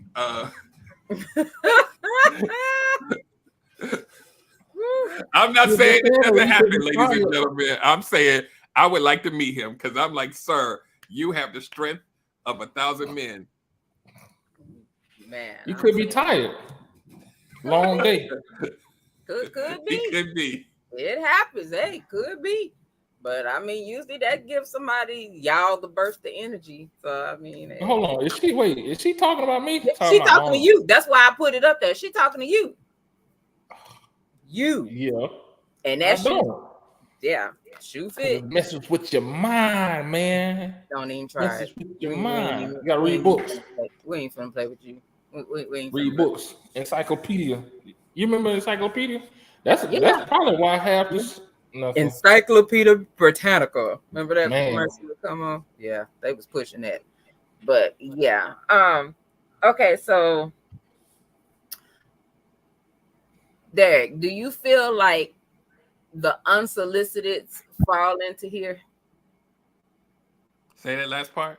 Do you feel like the unsolicited pics fall into this category?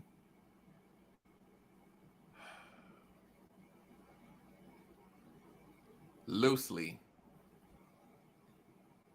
Under the category of the title of the show, I would say loosely. Because you can tell somebody something and be like, no, I'm not interested. You just started associating, trying to communicate, get to know, and then it's like, bam. The pick them fell. Yeah, I don't. My male brain doesn't connect those dots like to the type of topic of the show, but maybe somewhere it may tie into it. And I'm saying male as in Derek. I don't mean every man because I don't want nobody, talking about me. I more think about the things that happen kind of like in real life, but I know that there's a lot of behavior that happens on social media that we now have to take, seriously as if it was. So that's why I say loosely, like my brain doesn't connect it, but it probably does connect at some point. I just have to be more cognizant of it. And that in itself is normalized to the point where it's shrugged off too. Oh, very much. And it's like you're supposed, like when you get it, it's supposed to be like, you're supposed to be like, ooh, look, now I want to just go jump on it. Yeah. I hope you don't do that in real life, though. I hope you don't act like that in real life. Boy, please. You Lord. should know me by now. That if somebody sends me an unsolicited, they're gonna be automatically blocked before they can even send a response. Because that is a major turnoff to me. If we just communicating, trying to get to know each other, we not at that point for you to be sending me unsolicited. Yeah, but I will say the counterpoint is there's a lot of women that like it, and I think that's why That's they true. feel comfortable doing it. Because I talked to a client, and I was trying to tell her, like, you want a husband, you got to stop moving in a certain way. Because she had just broken up like a couple months ago, and she was like, I want some sex and I just need to have it, right? We're going down that rabbit hole again. I have to have some, and I need to find somebody. And she was like, this one dude sent me this picture and it's making me curious. And I was like, okay. So you basically gonna go sleep with them because you got a picture, but nothing else, but that's how people are. No. And then she gonna be back in your group talking about men ain't shit. Yep. That's exactly what happened. Shit. That's exactly what happened. That's exactly what happened. Yeah. And in the words of Derek, unsolicited is a red flag. Yep. It's a red flag. Unless you're one of those people like a lot of women tell me they can shut their emotions off and they can just sleep with a bunch of men and it doesn't matter. And I'm like, yeah, there's something else going on. Right. I was about to say that. Yeah, right. Yeah. So no, that there is like, yeah. I mean, it's still like that kind of like to me it kind of falls with coercion, because you can easily say, okay, well, no, I'm not like that. Even if somebody goes to the point and you're rejecting their advances, or you done told them, hey, I'm celibate, I'm not even crossing that road, and then it's like a whole different level of, okay, well, let me try and go ahead and divide and conquer this and gonna drop this. And some folks shouldn't be sending unsolicited. I'm gonna leave that there. Just saying. What you looking like the cat that swallowed the canary for? You guilty? No, because I'm trying to figure out. Maybe I'm thinking too much. Never mind. I think you are. You are. But on this topic though, like a side note, it may go into something earlier because I'm on the East Coast.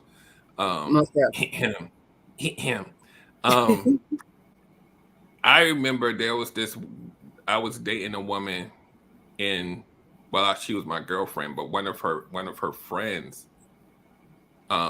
used to go out a lot and sleep with a bunch of dudes. Like, she would not sleep with, like, they would get her, or she would be so drunk that she would go home with a dude every time she went to the club.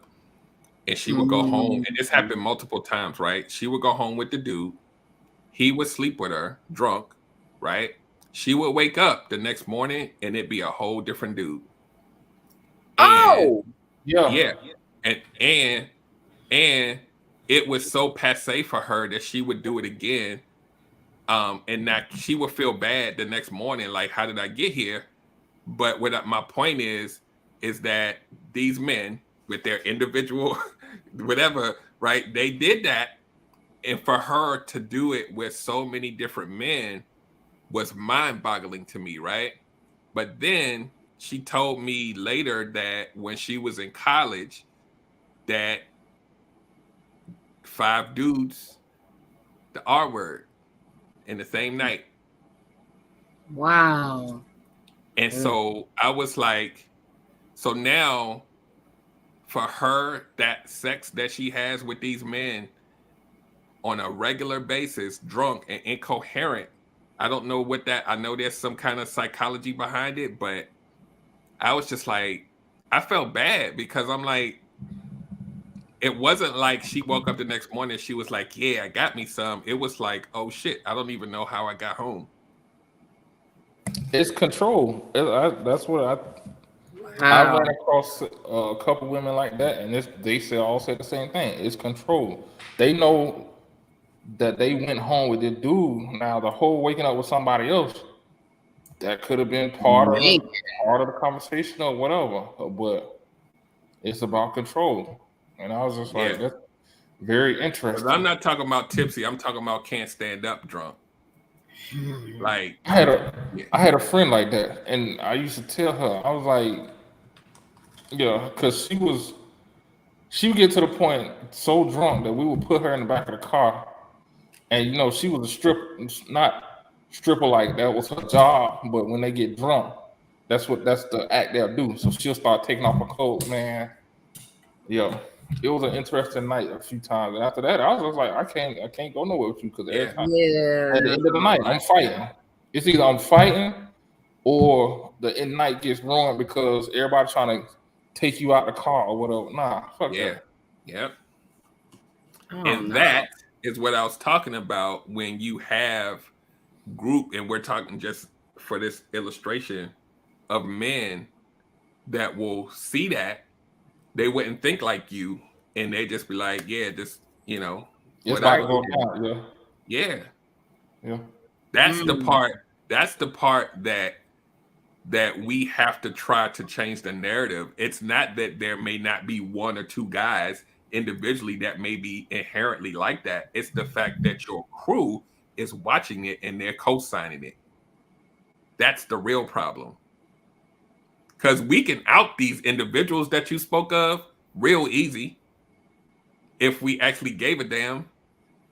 We can out them all. The individuals that you talked about earlier, oh, it's just an individual choice. We can out them, so it wouldn't even have to look so big. It looks big because of the people that are sitting in the car while you shooting everybody up. Like you feel guilty. Guilt by association. Yep.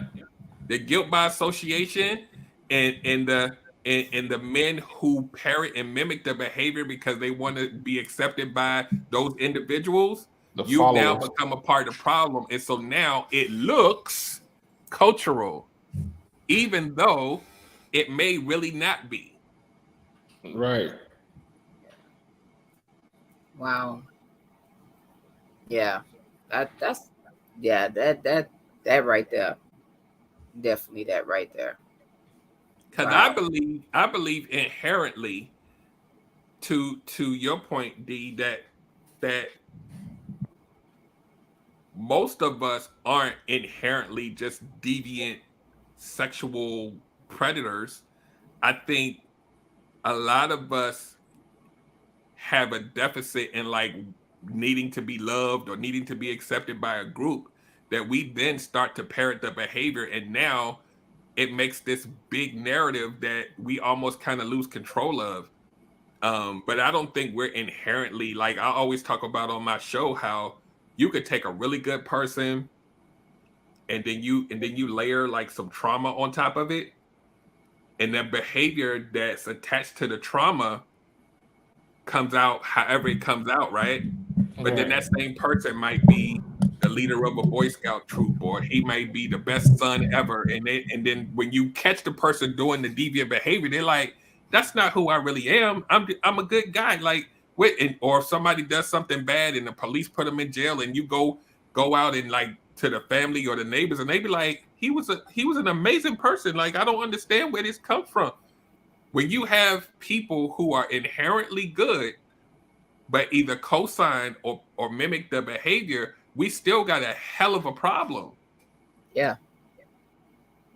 Because that means there's a lot of stuff that's not even being talked about ever. Like people take it to the grave ever. And that's why I'm glad that we have forums like this, forums like mine. We have the internet so people can actually hear that it's not just them and they like, yeah, I want to speak up about it now. We haven't had that before. Yeah. So now you really get to see, to my point at the beginning of the show, you really get to see the real numbers, not the stats, not the calculations based on police reports. You get to see real people telling real stories in tears, and you like, damn, men and women. But you're like, wow, like statistics be damned. And this is most the statistics. We're only talking about what's been reported. Yeah. Yeah. You right. So, sir, that question is for you. Oh, as a parent, explain to our kids They have conversations pertaining to our culture without instilling fear and creating limitations. So here's the thing, right? It's two different types of conversations, right? There's a conversation that you would have with someone that would be a potential victim, and there's a conversation that you would have to the person who may eventually become the predator, right? So the conversation, and sometimes the conversation is, it's interchange. You can kind of have it at the same time because you want the kid to understand the consequences to the behavior as well. But it's really like, depending on their level of comprehension and what age they are, it's really like, you should not do this to the little girl or little boy because it's not right, right? A lot of parents, see how simple that was? A lot of parents don't have that conversation because they think that their kid is just going to grow up and figure it out, right? But when they go into school, as we know, they're learning from what they see from the other kids. They don't have your voice in their head saying, yo, that's not, if you ever came into this situation, that's like, as adults, we know all of this shit. We know if you touch a girl on the butt, there's consequences. We know if you do this, but we don't sit at home and say, yo, little son, that ain't, don't do that. There's going to be a time where you're going to start liking girls. Don't do this. This is the repercussions for people that think that they go unchecked. Your ass could end up in jail for doing some shit like that. We don't do this because we think they just going to grow up. We talk about everything else. Most parents don't even talk to their kids about sex. So that part.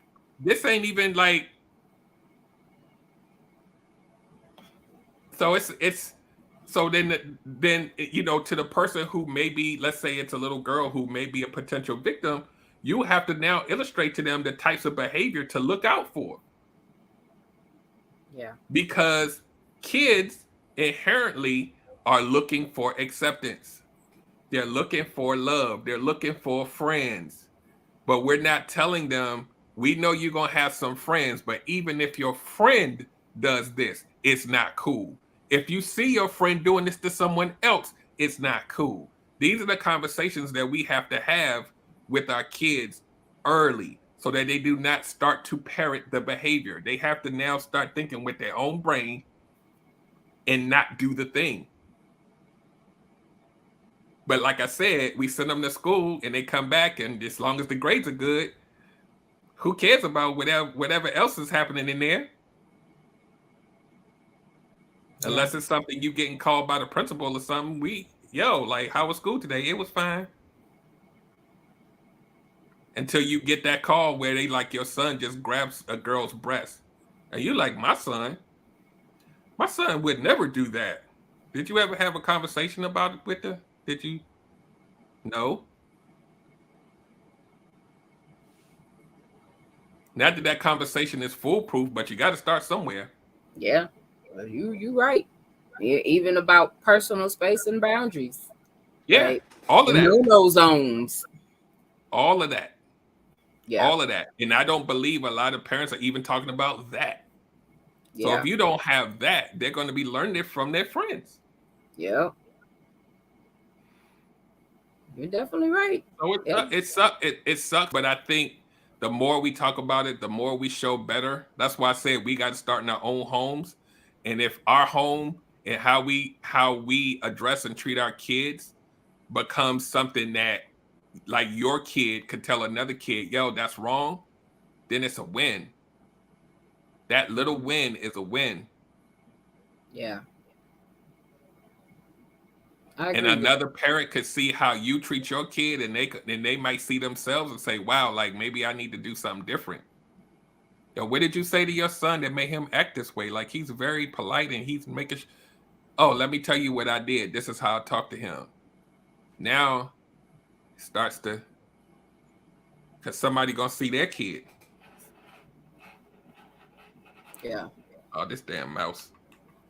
You over there breaking the mouse? No, you know me, I have gadgets. Yes, very much. But no, that's good info though. Definitely good info. So We any more questions, Mr. Advocate over there? You got anything info? Nah. Just checking. Just checking.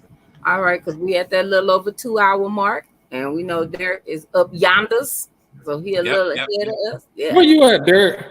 I'm at a DC, Maryland, DC area. So Oh shit, I just left there. it's 11:11 over here. Yeah, I'm in South Carolina. now. Okay, that's where both of my parents are from, South Carolina. Yeah. So we gonna go ahead and as Derek said, land the plane and gonna close We out. landing the jumbo jet tonight. You right. Pink said, "Thank you, Derek. We appreciate you as always. Great show, Coabs. Hope you feel better, ma'am. Yeah. Get better soon. Hey, get some cognac, a lemon, some honey, and a peppermint. You pulling out the old people files, huh? Hey, but shit, you felt better after 2 days. Baby, that alcohol was enough to kill a horse. You got to drink it while it's warm. Yeah, you got to drink it hot. It got to be hot so you can feel it on the inside. Mm-hmm. Yeah, most definitely. All right, so see, she said hot toddy. She already know. Yeah. Mm-hmm. Little alcoholic. You know she's gonna be asleep for real. Yep. Yeah. Snore. Yeah, definitely. So Derek, you went ahead and give your closing, sir. Tell people how they can reach you about the Wonderful Love Academy. Well, again, I appreciate you for having me on again, guys. This was another good show, as they always are. Yeah, this is a heavy topic, and it's a topic that needs to be discussed more often in a lot of different avenues and platforms and cities and homes and all that stuff, because what we do, what our parents did, what our uncles did, we gift all of that to our kids, and we have the opportunity to change that cycle. And we have an opportunity, if it's never happened in your family, you have an opportunity to prevent it. So either you're going to break the cycle or you're going to prevent one from starting. Either way, you got a job to do. As far as finding me, you can, the best way to find me is to, my brand is called Relationship Gumbo. If you go to myrelationshipgumbo.com, that's the funnel for everything. This is where you want to go, and it will direct you to downloading and connecting to an app. Get the app. And then you won't have to worry about anything else. If you go inside the app, everything funnels in from there. You'll get notifications if I'm going to pop up somewhere, or if there's something coming up, you'll get it firsthand. If you want online courses, if you want ebooks, group coaching is going to start soon. So you have things that are in there that are priced in a way that it shouldn't hurt you too much, but it's not going to be free. So you gotta come in there. It's free to get in there. It's a community. I'm starting to kind of ramp up discussions on different topics and like this little group discussion and all of that. So just come in there. It's going to get bigger and better as we go, but get in the app, and then everything else you don't have to worry about. But the website is myrelationshipgumbo.com. So that's it. Most deaf. Troublemaker on the bottom. All right, I'm gonna make mine short.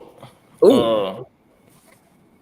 It was a good topic, good conversation. For those who think I live in a bubble, no, I don't. I gotta play a role, and I just gotta push the envelope, make sure there's nothing, no agenda being driven. But as far as my closing comments, don't be quiet.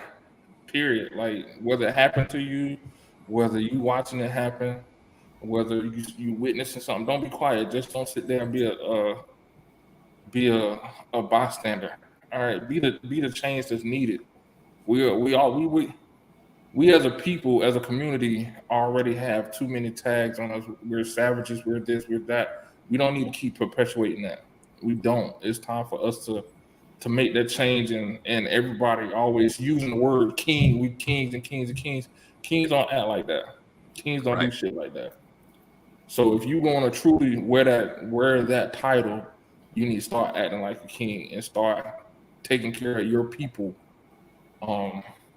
And yeah, and rape of any kind, whether it's jump out the bushes or taking it from your wife, it's not acceptable. It's not good.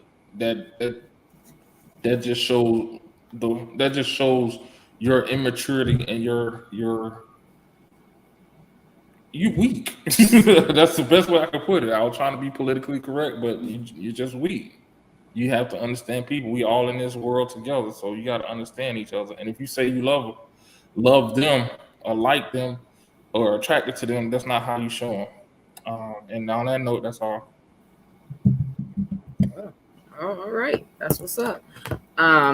Derek, thank you as always for coming on. We love having you on because it's always a good episode and some laughs, but we can always be serious about things too, to educate, because that is one of the reasons for this platform, to bring awareness to situations that aren't discussed in the Black community. And we need these tough conversations. We have a lot of generational curses that many of us actually want to break. And this is a start to be able to do that by bringing awareness. Of course, rape is never okay of any kind. And we know that it exists. It is real. It's not a unicorn. It happens more than we think in different ways. So definitely be a voice, bring awareness to these situations. I don't care if it's family, friends, whatever. You have somebody that's doing it, call them on their shit. Like real talk, family members, go and pick up the phone, call 911. Don't worry about putting another Black man in jail, because he wasn't worried about going to jail when he committed the act. So fuck that shit. But nevertheless, as growing and healing and being better, if you're looking for any therapy, anybody that gives life coaching, definitely inbox us, because in this podcast family, we have so many people that are helping and are growing on themselves as well, to be able to help those that do have problems, even in relationships. Don't be ashamed to ask for help. For number one, do not be ashamed. A lot of healing is needed. Like I said, I use Derek. Me and Pinks probably worked it. Me and Pinks be tearing Derek up. Derek, hey, we got this situation right here. He red flagged me one day so bad I didn't even think you had no more room in the goddamn messenger. He sent me so many. That's why my brand is more engagement and community driven than Derek driven. So that's why, and it's built that way so that you don't have that hesitation that you would if you was going in somebody's office. Now, that doesn't mean that some of y'all don't need to go into my office, but if you need a conduit to get you there to make you feel more comfortable, that's why I exist. Yes, and it's needed. Like I said, we got a couple of other ones that's on board that, hey, we can, within this circle, we can find somebody to help you. Between Derek and Alta, man, say, hey, woo. Yeah, I'm pretty covered right now, and I'm thankful for both of them. And I actually met Alta through Derek. So, like I say, family in this podcast community, hey, we doing it to it, and we all have the vision of being better, greater, and healing. So, we got to take them steps to be better and grow, because a lot of us do got a lot of childhood trauma, and sometimes people don't understand how much or how deep that trauma is, or why you're not moving and progressing the way that you feel like you should, because you got this trauma, all this whole bag back here, and suitcase, and probably a U-Haul behind you. We got to heal from that and work on that to be better and greater and to break these curses. So, hey, it's a lot in that end game, but the end game is good. So definitely reach out. Thank you for everybody that tuned in tonight. We appreciate y'all as always.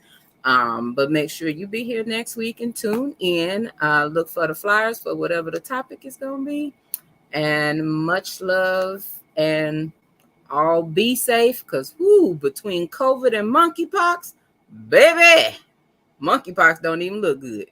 That looks strange to the mug. That's all I'm saying on that note. But definitely be safe. Wear your damn mask. Lysol yourself. I take Lysol baths at work. I'm probably the only person that ain't had COVID. Because, I'm serious with it. And ain't never stopped wearing my mask. So, yeah, just be safe. You better knock on wood. Man, please knock on wood.